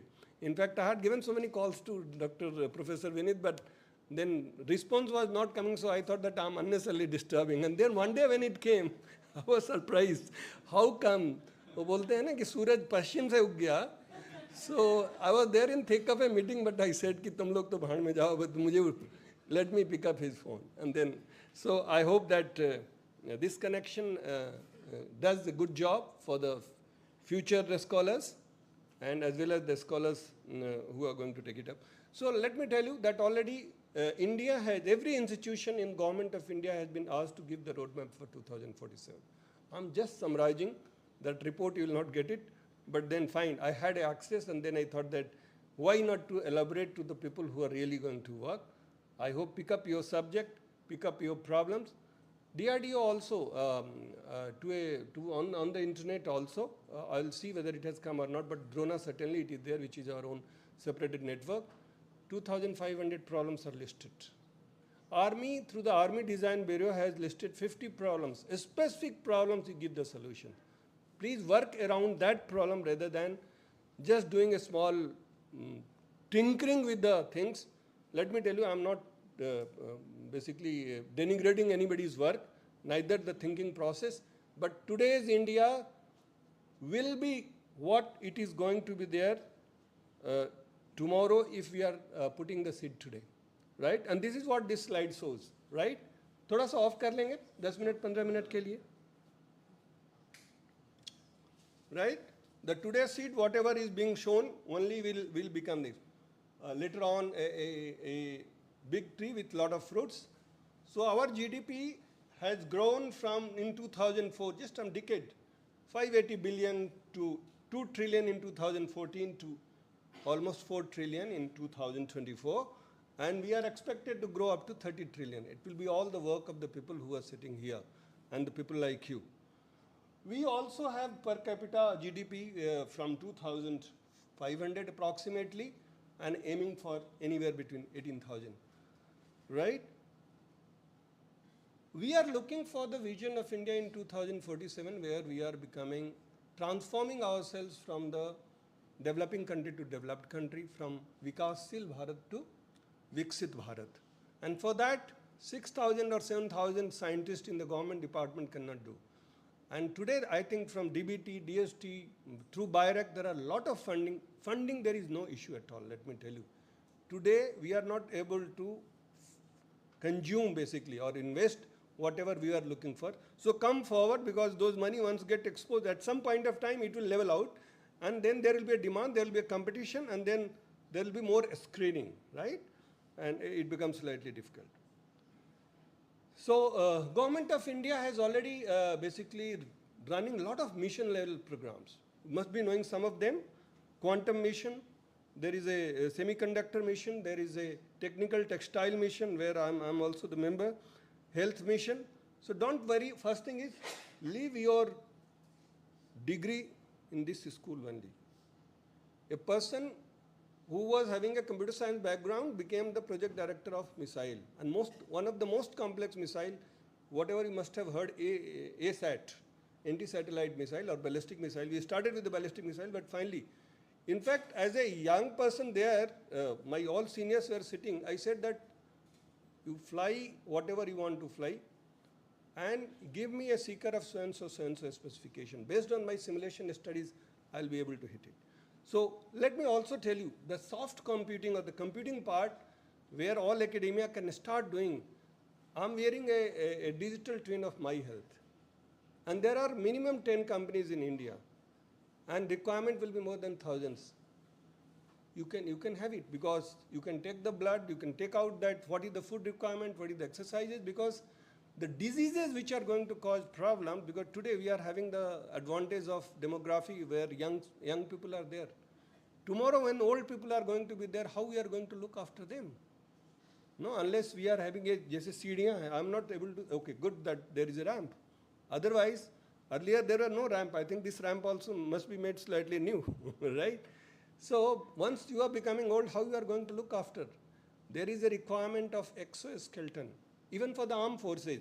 And this particular problem I have given 10 years back to IIT Delhi, Anna University, and so many other universities. There are minimum 10 projects given on the same problem. Give me an actuator which can enable a person who is basically a soldier. Finally, I have to work for the soldier, but same thing can be utilized for the medical purpose. No, you must be seeing that many of the, at least Delhi, you go to Chandni Chowk. Oh, sari ke shop mein you will find 2, 3, 4 floors are there. Who can walk up to that? The people who are having 40 or 50 or 60 years of age and who are not that well on their legs, how they are going to give the solutions? All the drones in India is being purchased, motor is being purchased from outside, from Germany. Each one of them costing 6 lakhs rupees. I have funded more than 50 crore rupees. We are still not able to make it. Simple one brushless motor. Now one of the startup in IIT Patna, he has shown something. I hope it goes. So there are problems. People from one institution, one school to another school, combine efforts and make it so that these problems are solved. There are missions for the health mission, digital India mission, skill development mission, smart cities, Atal innovation, Jal Jeevan mission. You see, all areas are now covered. It's not that you cannot say no. For computer science people, they are not giving anything. Simulation field is one of the area where you can simulate. See, the government is looking for health related issues. Where can I have the simulation model of human being for the organ, for the whole human body, as well as simulation for the diseases. So many cancers. Today we are not knowing what is the source of cancer. Can we sit with a medical, request that get connected with a medical institute in and around and start working to see that, can start doing some small simulation and taking the use cases that why some people, and you can classify. No, if you are having the clinical data of 2,000 people or 1 lakh people, you can classify some of them into some classes and then start working that what is the thing which has enabled. What food he had taken during his lifetime. Can we enable a software model where I can say that if he is a South Indian people, okay, idli, vada, dosa, he must have eaten, and then how he has gone through, what kind of elements he has faced in the environment. A lot of digitization has happened today. Government of India has got how many bank accounts are there, how many UPIs are there, how many Jan Dhan Yojana is there. Can you imagine? During COVID time, I was the person who was looking after making ventilator as well as oxygen plant. In every corner of India, wherever it went with our efforts. Small DRDO people, hardly 20 people. And 2,000 crore rupees of PM care was there under our control. And it was a massive job because none of these walls, whatever were fine walls, were coming from outside because everywhere it was export and import was stopped. So India had to come up. It came out in crisis very well. It managed very well, much better than Spain or Italy where a lot of death has happened. But then let us not wait for another such kind of events. Proactively, if we can make our own devices, our own instrument, big devices are still getting imported from all over the world. When I was made in charge for the new parliament building for the chemical, biological and nuclear things, I said that, okay, fine, we'll fund this. Finally, I was saying some of the instruments which India is capable, why we are not able to do it? Last 4 to 5 years, many of the instruments now they are being made in India, and next 3 years, I will not import any of those chemical and biological. That should be the thing that when somebody is sitting on the top should be able to enable the. Okay, this was more of a digital transformation, digital twin. I told you I have worked. See, let me tell you, all the strategic system like missile or whether satellites, why they are successful? Because beautiful models are there. Before I put the actual hardware, there are models which are sitting on the PC which says that if you do like this, then only this can be achieved. How do I make a ballistic missile which is flying with a speed of 2000 kilometers per hour and 2000 meters per second or to 6000 meters per second? What effort is needed? What kind of propulsion is needed? What kind of control is needed? Because everything becomes much more difficult. What kind of time synchronization is needed? Reason being, all these radars are sitting all over the India. How do I synchronize my own network? NTP you must be knowing of the people with the background. But then that synchronizes only up to 1 millisecond. During that time, my task was given that I must synchronize up to 25 microseconds. I said I don't want to work on 25. I must aim for 1 microsecond so that 25 will certainly result. Take difficult task, friend. Don't, as you were also telling, don't look towards your peer that what they are doing. No, my peers, they all went outside US because during that time they were getting better salary. But today we could do many things, and I'm very much sure that this community will be able to do. So a lot of examples are there in manufacturing, energy sector, health sector, hotels, and people are looking for agnostic data, language and compute model where you make a framework. Those who are brainy type, make a framework where you can deliver such kind of applications. This is the picture in 2023. Whole world gets combined. They are having $105 trillion economy. And India is 5th largest at this point of time. 3rd largest is going to be there by 2030. And it's a big jump, right? So I think today the leadership capability and confidence, let me tell you the way Jan Saab was talking about, it should show the confidence in your delivery. I'm very much sure you'll be able to achieve. There are a lot of reforms which are needed. There are a lot of regional disparities. I'm from Bihar. I find that there are not much industry. There is no DRDO lab over there. I have worked for 33 years in South India. The last 2.5 years I have gone there. And anybody wants to say that, no, I want to go on transfer. I say that, see this, I'm there here, you cannot go on transfer. See, unless you are ready to कुर्बानी देने के लिए जब तक आप तैयार नहीं रहेंगे कुछ नहीं अचीव होने वाला है. थोड़ा सा कुर्बानी देना है, and earlier the better. So we must see that if I want to, no, I think there is famous word which is going that should I stare at my wife or not? You can stare at your girlfriend or wife, but then give some time for staring at the books. Give some time for staring at the technology also. It has never been told that you stare only at the counterpart, spouse only. It must be there that I must be able to devote my time. So a lot of goals are there that 10 global companies out of 100 global firms and companies, I must have minimum 10. So each of the departments up to the finer details have been asked to give the pathways, roadways, how you are going to achieve that, right? So even for DRDO, in 2014 we had export of 5,000 crore worth of equipments. Today in last 10 years we have gone to 22,000. This is the jump. Somebody says that jump is not possible, jump is possible. And already next 10 years, everybody has been given the task what is to be done. So please define the finer goal, work toward that. 8 hours only you work, but then work dedicatedly.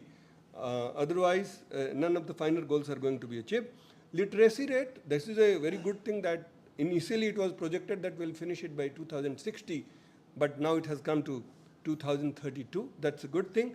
But literacy doesn't have much value to me because that is a basic reading and writing only they are looking for. But then let me tell you, the number of PhD scholars are 2.1% in India, and total number of graduates are only less than 10%. You are not going to die on the road, let me tell you. Let me assure you. No, so don't unnecessarily think that who will happen, what is going to happen. Please work and give solution, and work for problems which can meet your own passion. So yeah, a lot of obstacles are there. Still, ladies communities are not 50% here, no. But let me assure you that in SSS, or earlier we took it life sciences, we are having 45% of the women community, because mostly they are from the biological, chemical, and where soft jobs are there. But encourage your counterparts. Unless mothers are becoming, they are the first teachers. Unless they become the mentor of their own child, let me tell you, if you can't take care of your own child and feeling that somebody else will take care, some teachers or something, I think you are mistaken. Best thing is you must devote some time with your children. So yes, literacy is needed, empowerment of women power is needed. We also need huge employment, which I am very much sure that if only the defense technologies which are there presently in whatever form, if we start today, DRDO is producing equipment worth, this was 1.10 lakhs crores, which we could have imported. It has yesterday, Prime Minister of India has given the sanction of 10,000 crore for the Pinaka rocket. So this is the way now we are progressing. Everybody is working. I'm very much sure that we need to all rise up to the occasion. Green environment is one of the things which I was talking in some of the forum. Reusability, staying in the small resources rather than showing off, is going to help whole world. Forget about India. We have spoiled the environment that generation beyond you will not be able to see the clean air. Today, earlier Delhi was only 30%, 40% where the AQI was not beyond a critical point. Today, 80% of the time it is critical. Very important that people should work for carbon capturing, those who are there in the chemistry. People should work that green energy. Unless the energy gets fully converted, which as per the estimate is 5,000 trillion kilowatt hour is incident on India. We are so fortunate. So in fact, there is a lot of work which has happened by India, particularly in renewable energy sector. We have gone to 94 gigawatt. Earlier, hardly it was 2 to 3 gigawatt. In last 10 years, there is 31 times increase. So I think a lot of things has happened there. These are the 8 sectors where more focused work need to be done, particularly in the technology. Yes, you are knowing that agriculture sector caters for only 18% of the GDP, but it sustains 50% of the population. You can imagine that their livability will be how difficult, right? So we have to find out a technology which can be diversified and much make it sure that the byproducts of the agriculture can be utilized for purpose. There is a camelina seed which is available only with one of the DRDO lab. I said, why you are sitting? Finally, we had a HPCL, MOU with the HPCL where we can convert it into the jet fuel. You can imagine the jet fuel cost is so and so. The one which is the product produces which are coming from the agriculture can go. So you have to think out of box to make it something, go and hit something else so that it becomes useful. And these are the aims for reduction of the green gas, reduction of the consumption of the fertilizer. When PM Modi, when he talked to some of the farmers, they are saying that first they are putting the general fertilizer, then they are putting the nano fertilizer. So even the education information is not available with the correct set of people. It was not needed, so we are unnecessarily spoiling the soils. Similarly, as far as DRDO does make the fighter aircraft, you must have heard about the Tejas. We have worked for the oxygen, onboard oxygen generation plant for them. But India doesn't make even a single civilian plane, not even the smaller one. Now, something is there on the horizon. Saras Mark II, it is being made by NAL, which was supposed to go in 2023. But now I think the new date given is 2026. So from 19-seater to 48-seater, and the larger capacity will come. ISRO is doing very well in the space sector, where in 2035, Bharatiya Antariksha Station is going to be established, and 2040 there will be a moon mission. Passenger carrying capacity has gone very high, and good news is at least the number of women pilots in India is 17%, whereas all over India, all over world, average is only 5%. So yes, somewhere to cheer about the women community. So when we come in the flight, at least you can see the shrill voices from the ladies community. The space sector, just now must have heard about the docking up of things. This is the prelude of space station. We have also mounted deep ocean mission, which is again, I'm also a member over there, because we make a lot of food emergency equipments as well as sustenance of the human being in the difficult environment. So there is a mission for going under 6,000 feet and making it so that we are able to mine some of the things which are not available on the ground. So a lot of work is being done by NIOT. A lot of multi-specialty hospitals are there. Yesterday, one of my colleagues, he was in trouble because of the brain hemorrhage, and immediately hospital was there in front where he could go and save, his life could be saved. So, lot of facility. When COVID came, you know, we are not knowing how to work because we were having only one facility in Pune, NII. Now DRDO already sanctioned, and already projection is not projection, in fact building has started in Gwalior, and we will be able to handle risk 4 group.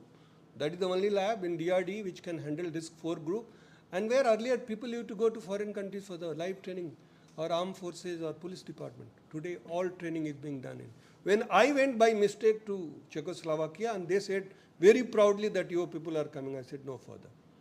Because also, let me also tell you, many places what is needed is conviction that I am capable.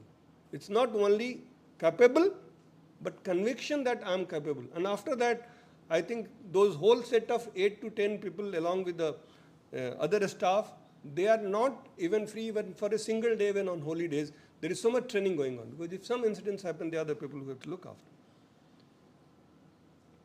Yes, Ayush is, some of the people may not like it, but yes, Ayush, many of the people, at least in the villages, they look into those affairs. The education should be streamlined, their research work should be documented, which is not documented. And I hope that there also we will start exporting some of the findings. Genomes and personalized medicine is something which is very important, no? In the same house, whatever is made for me and for my wife, it had to be 2 kitchen, I don't know why. No, because we both are grown in different environment, and it is going to be a big issue if we are not going for the personalized medicine. Today we have got sickle cell genetic genes editing. It is possible in India. Can you imagine that with sickle cell only one genes knocking out is possible to do it, and it is very easy to do it, and so many people have died because of that. Now today it is possible to do it. So you find an area, and let me tell you, beneath all these technologies, there are software people who are sitting. So don't say that where is me, right? Though one slide I'm going to show. Everywhere, wherever there is a technology, there is a software behind. No, whether it is software defined radio, I must be knowing for the defense application, we do software defined radio. So this means hardware I have made once, after that any definition, any changes, any of the changes which I want to do it in the web forms, it will be all done through the software. Communication and IT, yes, earlier there is a 21-time-fold jump in the mobile production. You must have heard that mobile is being now made in India, and now we are looking for Fab Lab. Number of TVs, mobiles, electronic gadgets which are being utilized by Indian. If it is just simply catered in India, you can imagine how much reach will be there. Now, for defense equipment, everybody keeps on asking how much is indigenous. I say whatever we indigenize, at least the electronics will come from outside. Today, Government of India has taken very bold decision, though we had 2 small fab lab, one in DRDO, one in ISRO. But then they were not able to cater for our needs where we will allow industry to work. Today, we have been given not only guidance, we have been told that all our facilities are open to industries, and academia. Of course, based on the charges, whatever is the day-to-day charges, it will not be taken, but if there are any consumable, it will be, charges will be there. And they are all published now. It's not that I can hide that, no, I don't like this face, I will not be allowing him. So it is open. So many things are there which is, okay, I'll go. Similarly, chemical process, there are a lot of enzymes being made.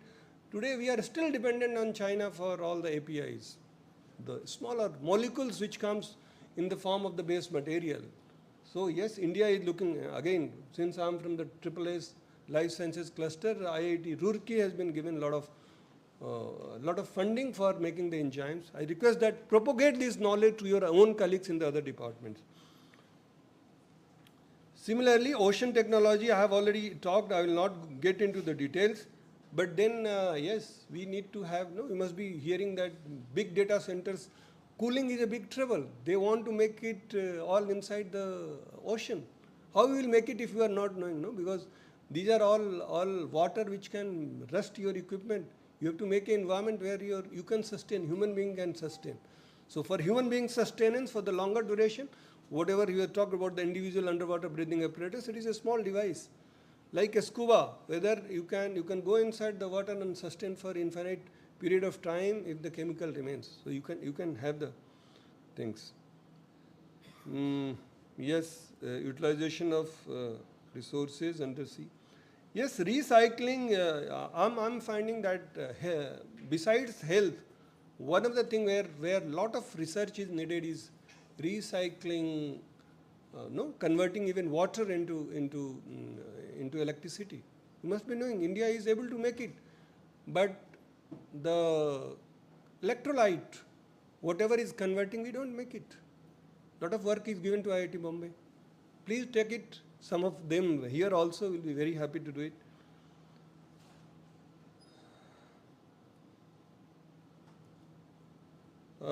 Weather surveillance is another thing. We don't know that what are going to happen in India. No, all of a sudden in Hyderabad also last year, all of a sudden there was a flash flood. One of my lab, two of the labs in Manali and Leh, all of a sudden whole lab was submerged, and people were just they have just run and gone on the top of the hill, and many of them also they lost their life. So can we do the prediction of the weather? I don't know. One of the things I have found that when we are traveling from Bangalore to Delhi or Delhi to always Hyderabad region is problematic as far as pockets are concerned. This is my personal experience. You must have also experienced. All other sector, last 3 months I have traveled, I find that there is nothing. So there is something, there are air pockets. Can you do the simulation studies of the weather by sitting with the weather department? What is happening? And one day, let me tell you, this is the personal experience. All of a sudden aircraft lost its these things, it was 5 to 10 meters. It must be, I felt only 10 meters, but it must have gone to more than 100 meters. And then there was a actuator, scientist who was sitting. I said, what kind of actuator he was making? He said, it is actuator which has saved us. No, it has allowed to fall because there is a vacuum. See, finally, air is needed for the wings to fly. So there are a lot of real life problems which you need to work. We can have any day, in a month, well organized, give a notice. We will talk about the specific problems. Already I have told enough problems are listed. Take up some of the problems and work on that rather than doing here and there. Yeah, we are world leaders in many things, but let me tell you, China is working on the weather modification. They will kill us by simply weather modification. Are we working anything? We are nowhere. They have put $800 million. Okay, part of the duty is given now to me since yesterday. I hope that we'll be able to do some justice. Population.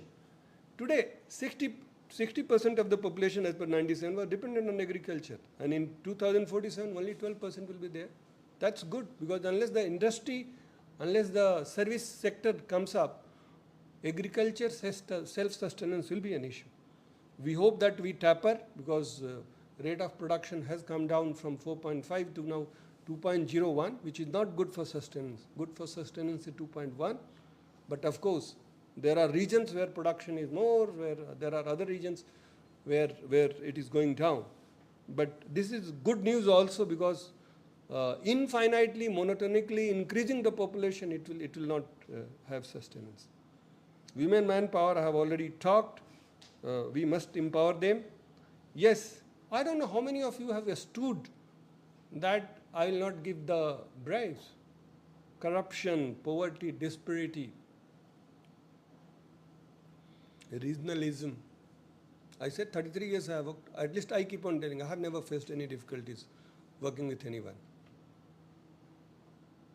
Inequality, communism, casteism, are we getting into those things?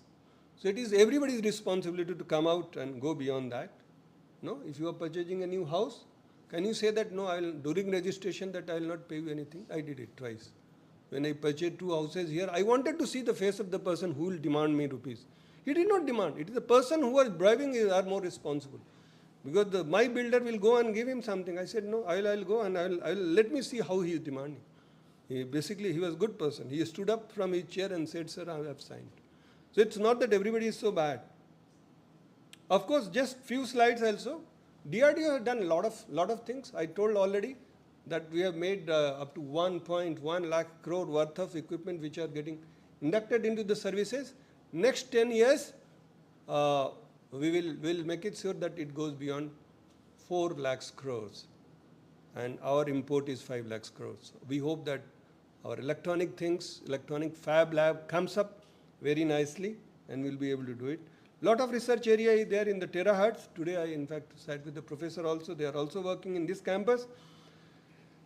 Self-sufficiency is there. Jet suit I have already told. So we are making jet suit. Must have seen during Kargil war how when there is a stiff hillock, how my soldier will go from this side to that side when the people sitting on the top are just firing on you. So can I fly individually? So already work has gone. They have shown me. This is in one of my lab in Bangalore. So come sometime, I'll show you. So it's something like this. You can fly, but then you need a small practice and training. So they could show that 1 minute up to 1 feet sustenance, but then we need only Air Force people who can fly. Lot of Agni, Akash, Prithvi, and so I worked on Prithvi, I worked on ballistic missile.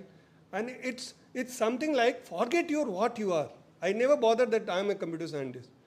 I took interest wherever there is a gap. Fill up those gaps, fill up those chairs. You could have called your own colleagues. If 2 gentlemen are coming out, we left so many our engagement in Delhi. No, there was a conference for the CBRN, chemical, biological, nuclear radiation. I left that and came here because I said, no, if I have committed, I will go. Please talk to your people. Don't feel that you only should be empowered. Make everyone to be empowered. Lot of rockets, guns, tanks, they are all being made in India. Engines are the only thing which is not being made in India. Let me tell you. Hard material, making a material which can sustain for the hotter portion of the engine, which goes beyond 2000 degree centigrade, is what we need to work out. Now projects are given along with the academia, a lot of work being done here. It is being done in Kanpur, IIT Kanpur. IIT Kanpur people are making artificial heart. So a lot of work is being done. It's not that it is not being done. We also have to come up. Similarly, a lot of radars. We are self-sustained in missiles, self-sustained in radars, self-sustained in underwater weapons. This was also during,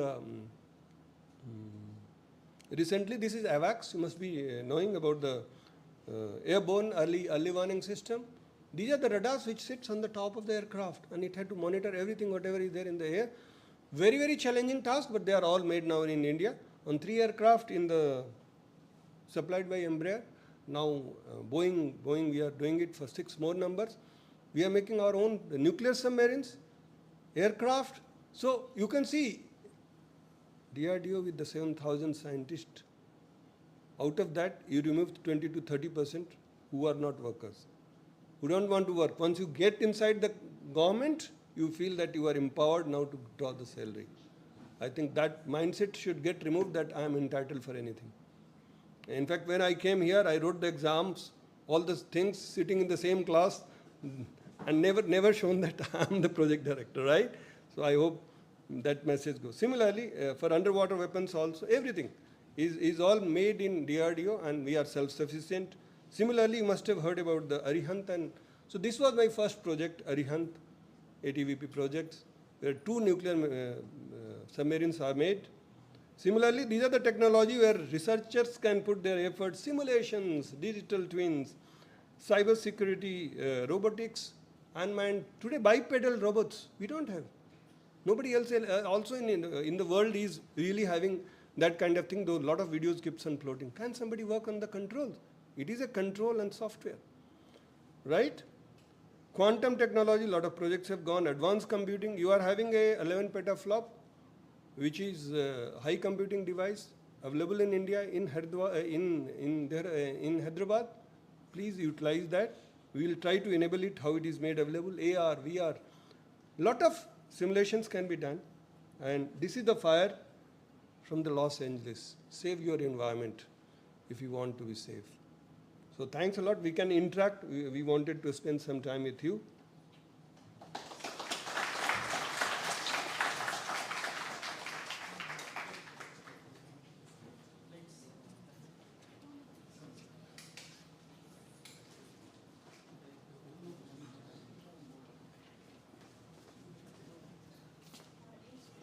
Yeah, thank you, Dr. U.K. Singh, for very enlightening and motivating talk.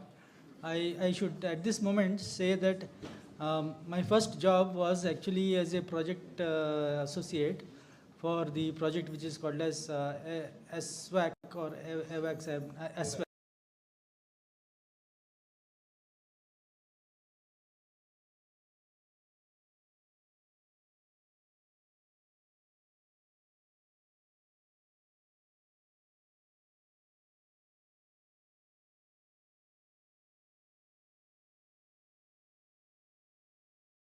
For all the students and all to put forth their questions, and Dr. Singh will be answering free. that. Don't feel that who are people who are sitting here. Okay, I am one among you. Just raise any question. It will be easy to clarify your doubt rather than keeping it to yourself. Yes, yes. So thank you for the deep insights. Like, I think it is eye-opener that the level of work is happening at the government level, and the R&D is very important, which many times we feel that government agencies are not doing enough R&D, and I think it's no, but let me tell you that many of the DRDO scientists, they don't know. I have been very, very fortunate to travel in the 5 clusters out of 7 clusters. Very fortunate. Nobody knows even that this much work is being done because they also remain in secluded.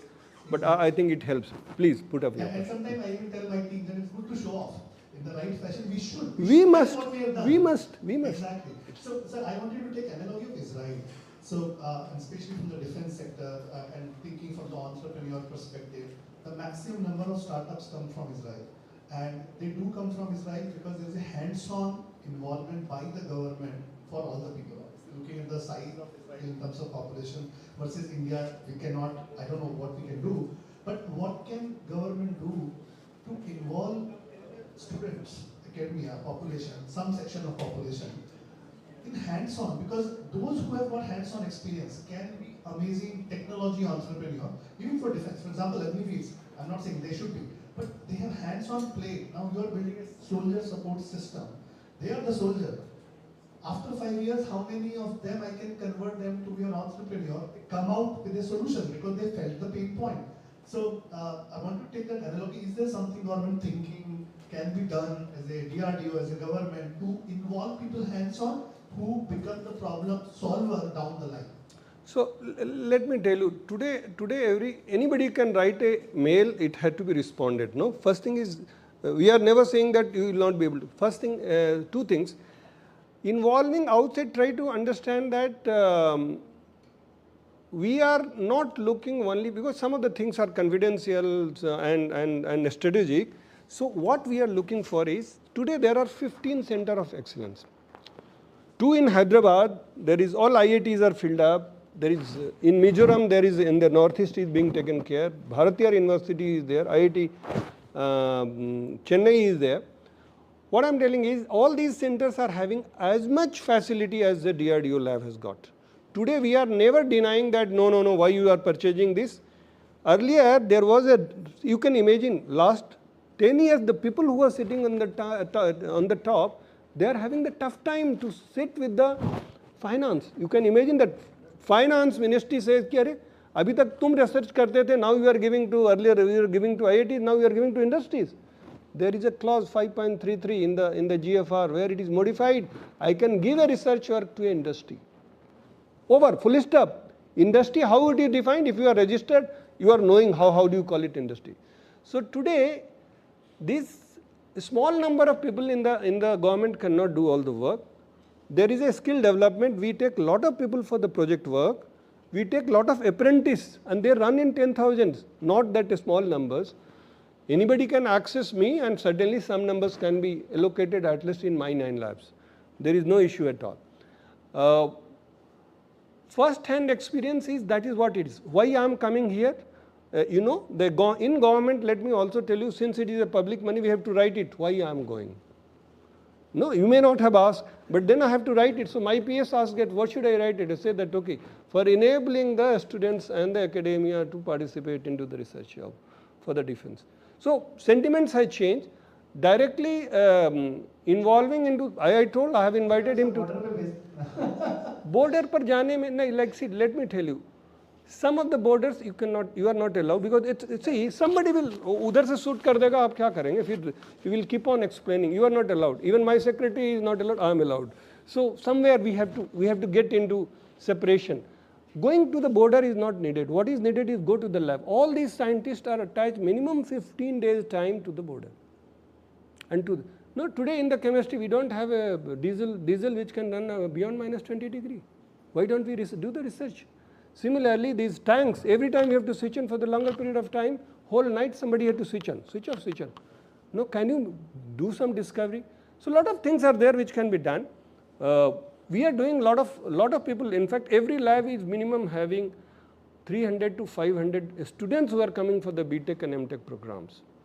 PhD also was enabled during by the Ministry of Home Affairs, but I think some funding issues and something has happened. Otherwise, 6 people were from here also when I was there in care. In fact, we had enabled. So enablement is today there. In fact, this center should be bubbling with every lab of every professor should be bubbling with the activities on a particular problem, including that if a set of problem did not get finished, let the next set of problems be done by the same next set of people, but then advancing the work. That is not happening somehow. And let me also tell you, unless the senior people are there from the management who give some marking to the people, because one of the Professor Sitikant from IIT Delhi said, I have worked for you, I have produced something, but then I am not going to get promotion. I said, I will go and meet your director and tell him doing a physical work and realizing a product is much harder than writing a paper. So unless that message goes, it's not possible to, there are 51 lakhs students in the schools and colleges, not possible to carry them. There will be issues. But those who are working, let me tell you, those who are working, they are allowed to go and visit. Right? So like chess laboratory is there, high energy thing. I think the director is my good friend. He's my junior. But then we worked in the ballistic missile defense. He was making the FOG, fiber optics gyros. And God, every day there was a struggle. Every time it comes, it fails. Now today we have mastered. It is all being produced in India. Earlier it used to come from Israel. As far as the startup is concerned for the Israel, let me tell you, unless the whole environment changes, right? It's not a one-person effect, but government has done. I told you 25% of my money I have come as 1 paisa devotion has happened only from that. Request that come forward. Don't hesitate. Don't feel that somebody what they will think, if I will fail, what is going to happen. Let me tell you, it is written. Now we have written, our finance was not long. We have written maximum success we are looking forward from academia is 10%. 90% is going for the learning, is being allowed. Please utilize that. UK Singh, one request I have, and I had actually talked to you earlier also. So we work in the area of large language models as well as images. So earlier we could actually have, probably a very, as compared to the quantity, it was very less. And we could actually run it in the normal CPU-based computers. But what is happening now is that you can't use those computers anymore. So you need multiple GPUs, and these also become obsolete. So when I started these research work, okay, I could get some funding, maybe to the tune of 50 lakhs or maybe to the tune of 1 crore. But now, it has so happened that, I mean, those have become obsolete and we need to have more and more computing power. And as a public university, it is not that easy to get this funding. So that is one big bottleneck as a school we are facing. So is there any way that we can get access to, because you were telling that there are two facilities in Hyderabad where we can actually get access. That will be greatly. So there are two ways, sir. One thing is already 11 petaflops not getting utilized even 10%. 11 petaflops every day and night it had to run. Now it is now today meant only for the DRDO people, even it has not been inaugurated, Prime Minister is going to inaugurate. Right? So we will see that whether that facility can be extended for you to do it. As such, first evolve a project where we do it. Some of the equipments now, the GPUs are very, now cost is coming down. So few of the petaflops, even 1 petaflops can be funded. Come out with something like, see, let me tell you, I don't know how many of you are knowing. Have you seen in the environment those, all of you are born beyond 2010, 12, before that you are born. Number of bomb blasts has come down. Why? Somebody is working. DRDO is working. We are not knowing even. Right? There is a Netra, which monitors everyone. If you are there on any device, you will be caught. Work for that. We are looking for the large language model. All these border states, what our other people, terrorists, they are talking, we are not having that kind of thing. Very recently, young scientist in Bangalore is there, consisting of 10 labs. Now they have made directly from Chinese to Hindi. CARE is working on multiple things. During that time I was in charge, I could have taken, there are a lot of requirement is there for such things. So let us get into the finer details. It will all be enabled, sir. There is no issue at all.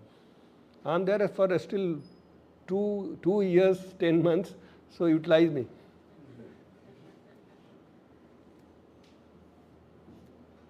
हाँ बच्चे यार आप लोग पूछो, you are my real friend. No, every day I keep on talking to my son and my daughter-in-laws, what is the today's problem? You people can also talk something, or unless you are hungry. Yeah, you can please raise your hands if you have any queries. Huh, please. So I think a lot of questions were there. Why don't you come and you complete your session, because they may be either have not understood or they are too much short. We don't know. Thank you for an insightful talk, sir. One of the questions is you began the session talking about how some places have restrictions to people who are not able to maybe walk stairs, and there's a lot of discrimination as well that is happening. So in the India of 2047, how do you think this discrimination can be tackled, and what do you think are the main steps we can take towards a more inclusive India? Yeah, so nice. Thanks a lot. So one thing is, see, let me tell you, government order is now there. Any new building, including temples, you will find that these ramps are there. In US, you will find that the road to the pavement or the place where the human walk is there, they always connect it, because cycle also goes. Our population, our structure is made in such a hazard way that perhaps it is not possible to rework, but then certainly new places, whatever are coming, there are proper guidelines that they have to make it. You must have seen that some of the people who were disabled in the airport, they did not get the wheel. Can you imagine such? It is the person who is responsible. He is not bothered. It's not that there were no chairs available. I don't know. Every time I take my wife everywhere, we get chairs. But somebody is not being allowed. Unless we start feeling the pain, we become caring, compassionate. See, let me tell you, the higher human values comes once you are enabled. No, I want to trouble you because I am low. If I rise myself, I will feel happy. No, a leader will always raise his subordinates. The people who are of other nature, they will try. So India is going to do that. As far as other platforms are concerned, yes, new buses are coming. Their platforms are the first step is down. Buildings is being done. Similarly, 3% reservation is there in the government for the physically they call it Diwan. So a lot of work has been done, and they are getting in and around people also, though they are misutilizing. Must have heard one of the IAS officer, she went through that particular route. So people are misutilizing, but the government is coming out with the solution space, inclusive. See, let me tell you, I'm from a village where still today electricity is not 24 hours.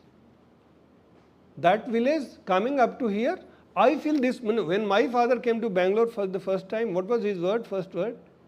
Tum swarg mein reh rahe ho beta. Because environment was 24 degree and things, and said, is tarah ka Bangalore? Though I don't utilize, fine, I am utilizing only that. That's the reason people were many insisting that you have some bada and all those things. I said, I will not be able to take. We must know, each one of us, if you want to make a better India, let me also tell you, I will elaborate on you. Thanks a lot for the question.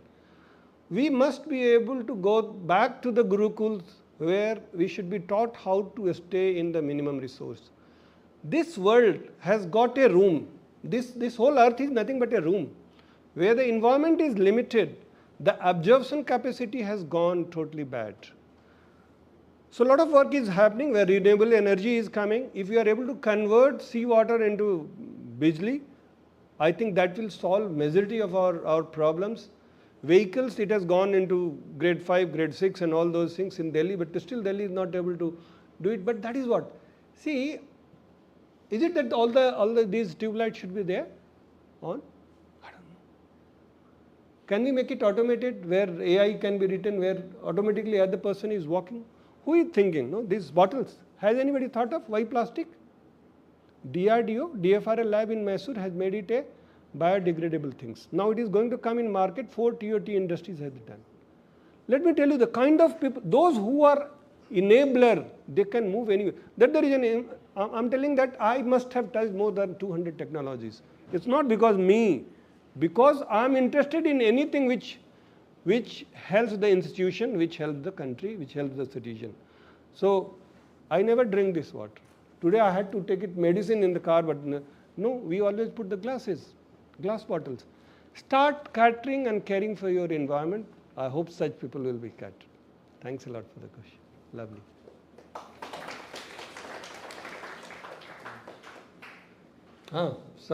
I think some people are encouraged now.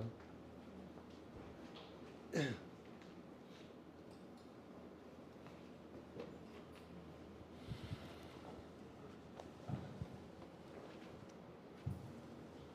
you for your engagement session. I have one comment, probably would like your opinion on this point, which is the rate of innovation. Today, if you look at China, the rate of innovation is significantly far more than the rate of innovation that happens out of India. For example, electric cars. US has been investing in electric cars like Tesla and all for 10 years, and what they have achieved in 10 years, China was able to achieve in 1 year. You look at the electric cars in BYD, they are much more competent than Tesla in a lot of markets. So even now, you don't have an electric car that sells internationally. And similarly, in all the other aspects also, the rate of innovation, I think, is significantly far lower than that of the rate of innovation. So I would like Yeah, so let me tell you that we should not lose track of what we are. Let me tell you, unless I know that I am standing here, I will get the happiness of innovation is happening less. Because see, last 40-50 years, they sent a lot of people to the US and a lot of people they return. Their government structure is communist. They can order to shut down something and tell you what to do and what not to do. India being democratic, it cannot be done like that. But that is not the excuse of not doing innovation. Today, a startup ecosystem has been very, very dynamic in the world. Now it is considered that the rate of growth has been third in the world. So I will not say that we will not increase. Next 20, see, let me tell you, unless this community from the academia gets totally attached with the industry and the institute of national importance, achieving really things will not happen because you are not knowing the real things. I am not knowing what is your capability. But let me tell you, the first missile whatever was launched in the Prithvi, Agni and all those things The work was done at Indian Institute of Science and Jadavpur University. Jadavpur University, one professor was there who went outside and then came. His brilliance in control and guidance, I mean, if you see, you will get mesmerized. What I am telling is, either seeding had to be done from the outside, and if it can be work in both the ways. Seeding from outside, people who are going should return back to pay back basically pay back to the country. Another thing is we ourselves, why you have come, I have told you. Today let us understand that next 1 month or 2 months how many project proposal comes. Let me tell you, I am supposed to do the spending only on government for the defense.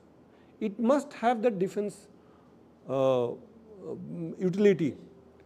And where I am ranging? I am ranging from the mosquito net to the missile, to the human being exoskeleton, to the underwater escape system, to the oxygen generation system. So I am touching all. You tell me what is we are not able to touch. So we are touching the whole range. You also please, how many times people have gone to another section, another school? Even today, some of the professors have gone for the first time, where the DRDO some point of time has opened with what? With some vision that my work, some of the part of the work can be done. Request that open up similar such facilities in, maybe you may have to have a centralized facility where people are funding even for the building. Come out, go to the nearby locations to IIT, what they have done with our fund. And similarly, I saw that I think some of the things funded by BIRAC, DST, DBT, other institute, we are looking that it should be there for the defense personnel, for the defense applications. And defense application, already I told you, we are only catering for 1/5 of the requirement of the nation. Still 4/5 are still to, we have to go up, fill up that gap. Israel or China is doing a lot of innovation because see, somebody has worked. Let us not be jealous about that. But can we see ourselves that, see, somebody, even let us understand the sentiments of somebody say that 90 hours work and 70 hour works or 50 hours. He has got at his core, at his heart, India at the top things that we have to work hard. I can have either intelligence, let us suppose, or I should run longer duration. If I have to run the same distance of 5 kilometers, somebody may go in 5 minutes. If my speed is less because of the vegetarian or because of this and that, then I must run for the longer duration to reach the same distance. How many of us are able to, as rightly told, like you will be seeing that DRDO has, scientists are instructed not to go, instructed. If you go, you will be in trouble. So how many of us are able to live multimedia? And what are we gaining? I don't know. No, it is all tick mark, no putting something. We are putting something, we are wasting our time. And once you go in that world, you are lost. You are feeling this is the world. Physically play, physically go, physically meet, physically come. Some of you, once you start working, will come to the lab and see that how labs are working. It's not that everybody is as effective. But then I am very much sure that by combining effect, see today IIT Delhi has got more than 1500 crore worth of projects. Why this is not having? I saw today he is having 6 projects and 4 more projects are it is going to get evaluation. So 10, you please add 10 more of them from your school. There is no issue at all.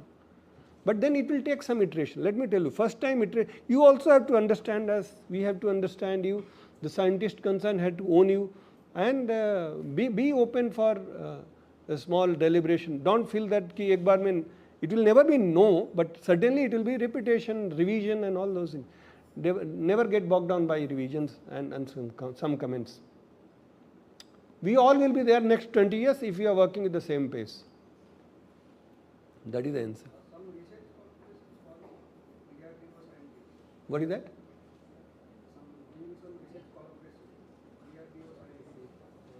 No, your voice is not. Can you give him mic or can you come, sir, forward?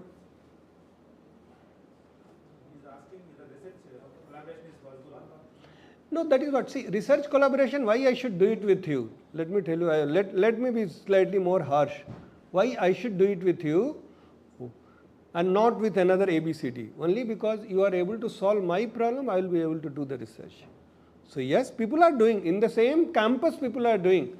The people are doing on the high energy material, they are working on the material, they are working on the high energy systems, on the lasers.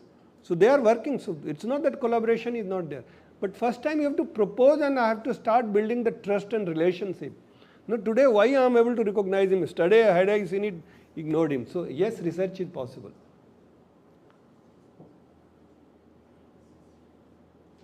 Sir, actually, how do we approach that? Means we don't know how to the scientist in DRD was. So no need for knowing anybody. Today everything is virtual. Gentlemen, one director is sitting here, go and sit with him, put up your problem that I want to take up this problem, connect me to the scientist, it is his job. Full-fledged one director is sitting and must be a scientist G or H. Actually, I had some experience with NGRI, National Geological Research Institute. Where? Hyderabad. Geophysics. So we approached like one scientist there and we wrote some research project here and finally it was accepted long back. Currently we are working on that. Correct. So similar such things.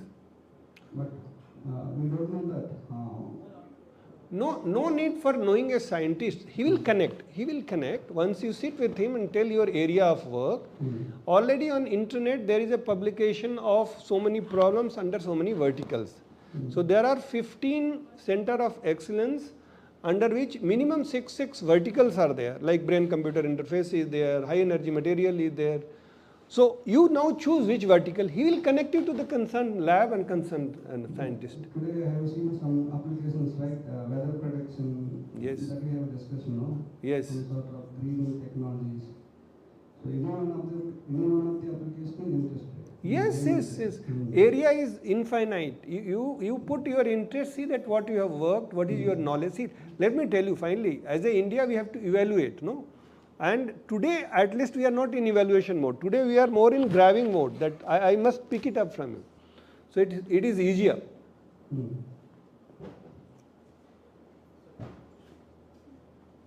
So talk to the gentleman. There is a lab called DGRE. It comes under me since yesterday. Right? You can write to my mail. My mail is available. Okay. You just write to my mail, I will send it. There is no issue. See, we are accessible to you.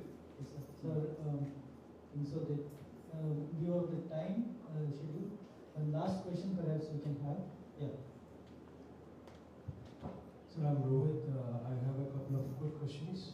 One is I've been to Defense Expo at Bangalore. Like India is exporting and importing defense products. Now, how does this MOU impact the defense sector? Let's say Adani Defense is directly having technology transfer with the Israel companies. Okay, there's a lot of technology transfer. Then, based on this technology transfer, how do we envision key? Okay, with this technology, I have new patenting and enhance the products. That is one thing. And the other thing is, most of the companies, defense startups and all, they are actually having MOUs with the foreign companies, foreign defense companies. At the same time, DRDO, fortunately, is providing support to most of the startups. Then, but the thing here is when China, like I would like to add on the point, China is trying to replicate the products within a year, what the R&D products have been taking for 10 years. So now, India is focusing on the 6th generation aircrafts, fighter jets. But the timeline is huge, like 10 years. How does it impact for the defense systems in India? That is one thing. And how do you formalize these MOUs so that you increase this timeline, you speed up the timeline with the deadlines? This is what I would like to know. Yeah. Okay. So let me tell you that let us not see other timeline. Another thing is, see, these industries, Government of India also wants that they should export. We are not binding that if you are having MOU, then you should not export to anyone. But then there is a no disclosure MOU which is signed by DRDO or any government agencies, where my technology they should not disclose to somebody else. They can work one hand for exporting, another hand for DRDO, there is no issue.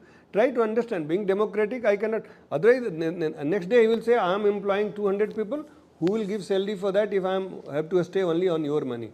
Because finally I am giving the R&D money only this much. which will cater for so and so need. So there is nothing to be feared. That we hope that they are also transparent and they are not unnecessarily creating issue. As far as reducing the timeline is concerned, let me tell you that the reason, unless many of the researchers are coming to that, many of the industry today, HAL is not able to produce the aircraft which DRDO has already given them for production. No, because production rate is high. Because see, production of aircraft takes some time for doing the validation, it has go to the certification, this and that things are involved. Idea is all of us have to synergize.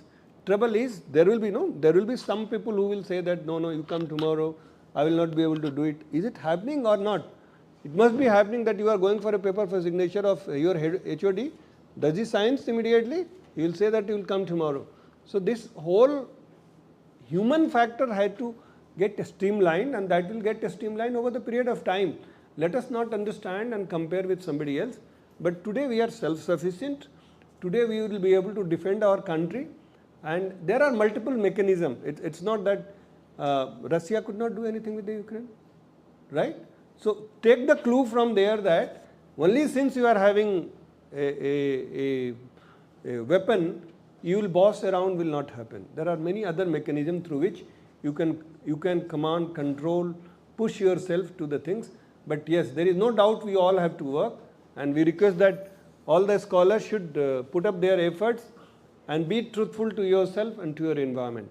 These are two things. No moonlighting. Thank you, sir. Thank you for your questions. I know you have many more questions, but you can ask after the session also. So thank you, sir, for giving a detailed overview of India's digital transformation and also showing us what India is capable of doing in the future and the directions we can work on to make this happen.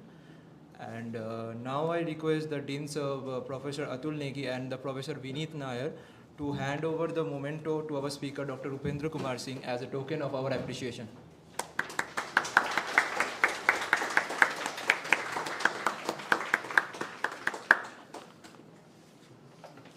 This is not needed. No, this is very much needed. I see. Because this is about our campus. Okay, so nice. Thank you. With this, you remember us more. No, always. Only one call away. Can I? Oh.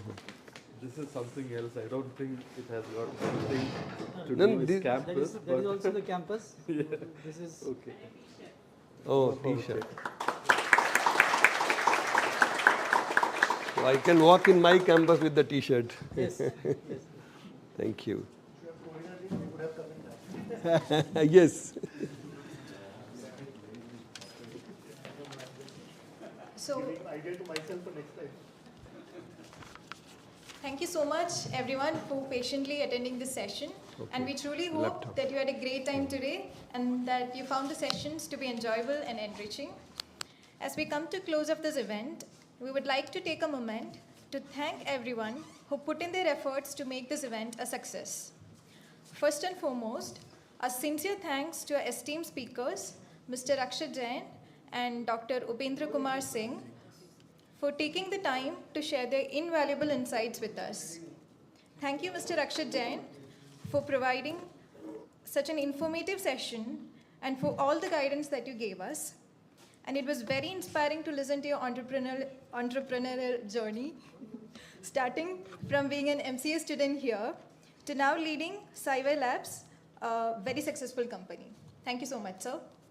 Next, I thank Dr. Upendra Kumar Singh for sharing your interesting life experiences and talking in detail about India's digital transformative journey, along with discussing about all the problems that needs attention in the current world scenario. Thank you so much, sir. It's been a privilege to have you both here, and we wish you the best in the future endeavors. We are deeply grateful to Professor Devasis Acharya, the chairman of the alumni cell of EOH, for his valuable address for the gathering and for his significant contributions towards making this event a reality. Thank you for your help, and thank you, Professor Atul Negi, the Dean of SCIS, for providing all the necessary approvals and giving wholehearted support for the event. And the special acknowledgement to Professor Anjanya Swami, whose initiative and energy have been instrumental in organizing this event. And we also extend our sincerest thanks to our faculty also who are present in this hall, and staff of SCIS and alumni committee, mainly Professor Durga Bhavani and Professor Sai Prasad and Professor Subha Rao and Professor Nagmani for their unwavering support and making this event a success. And heartful appreciation for Professor Vineet Nair sir for reaching out to our speaker, Dr. UK Singh, and for facilitating the talk. And A special thanks to all the volunteers from all the branches of Integrated MTech, MTech and PhD for making the posters and banners, for making the various arrangements at the venue, and for receiving our guests. Thank you for your dedicated time and efforts to ensure the smooth functioning of the event. A sincere appreciation goes to the Vice Chancellor, the Registrar, and the Alumni Cell, University of Hyderabad, for their generous funding and approvals that enabled us to conduct this event successfully. A big thank you to the staff of the Zakir Hussain Auditorium for providing all the necessary facilities to make this event seamless. And last but not the least, the staff of Zakir Hussain Auditorium for providing all the necessary facilities to make this event seamless. And with that, we conclude the today's session. And thank you once again for wishing you a great day ahead. Thank you.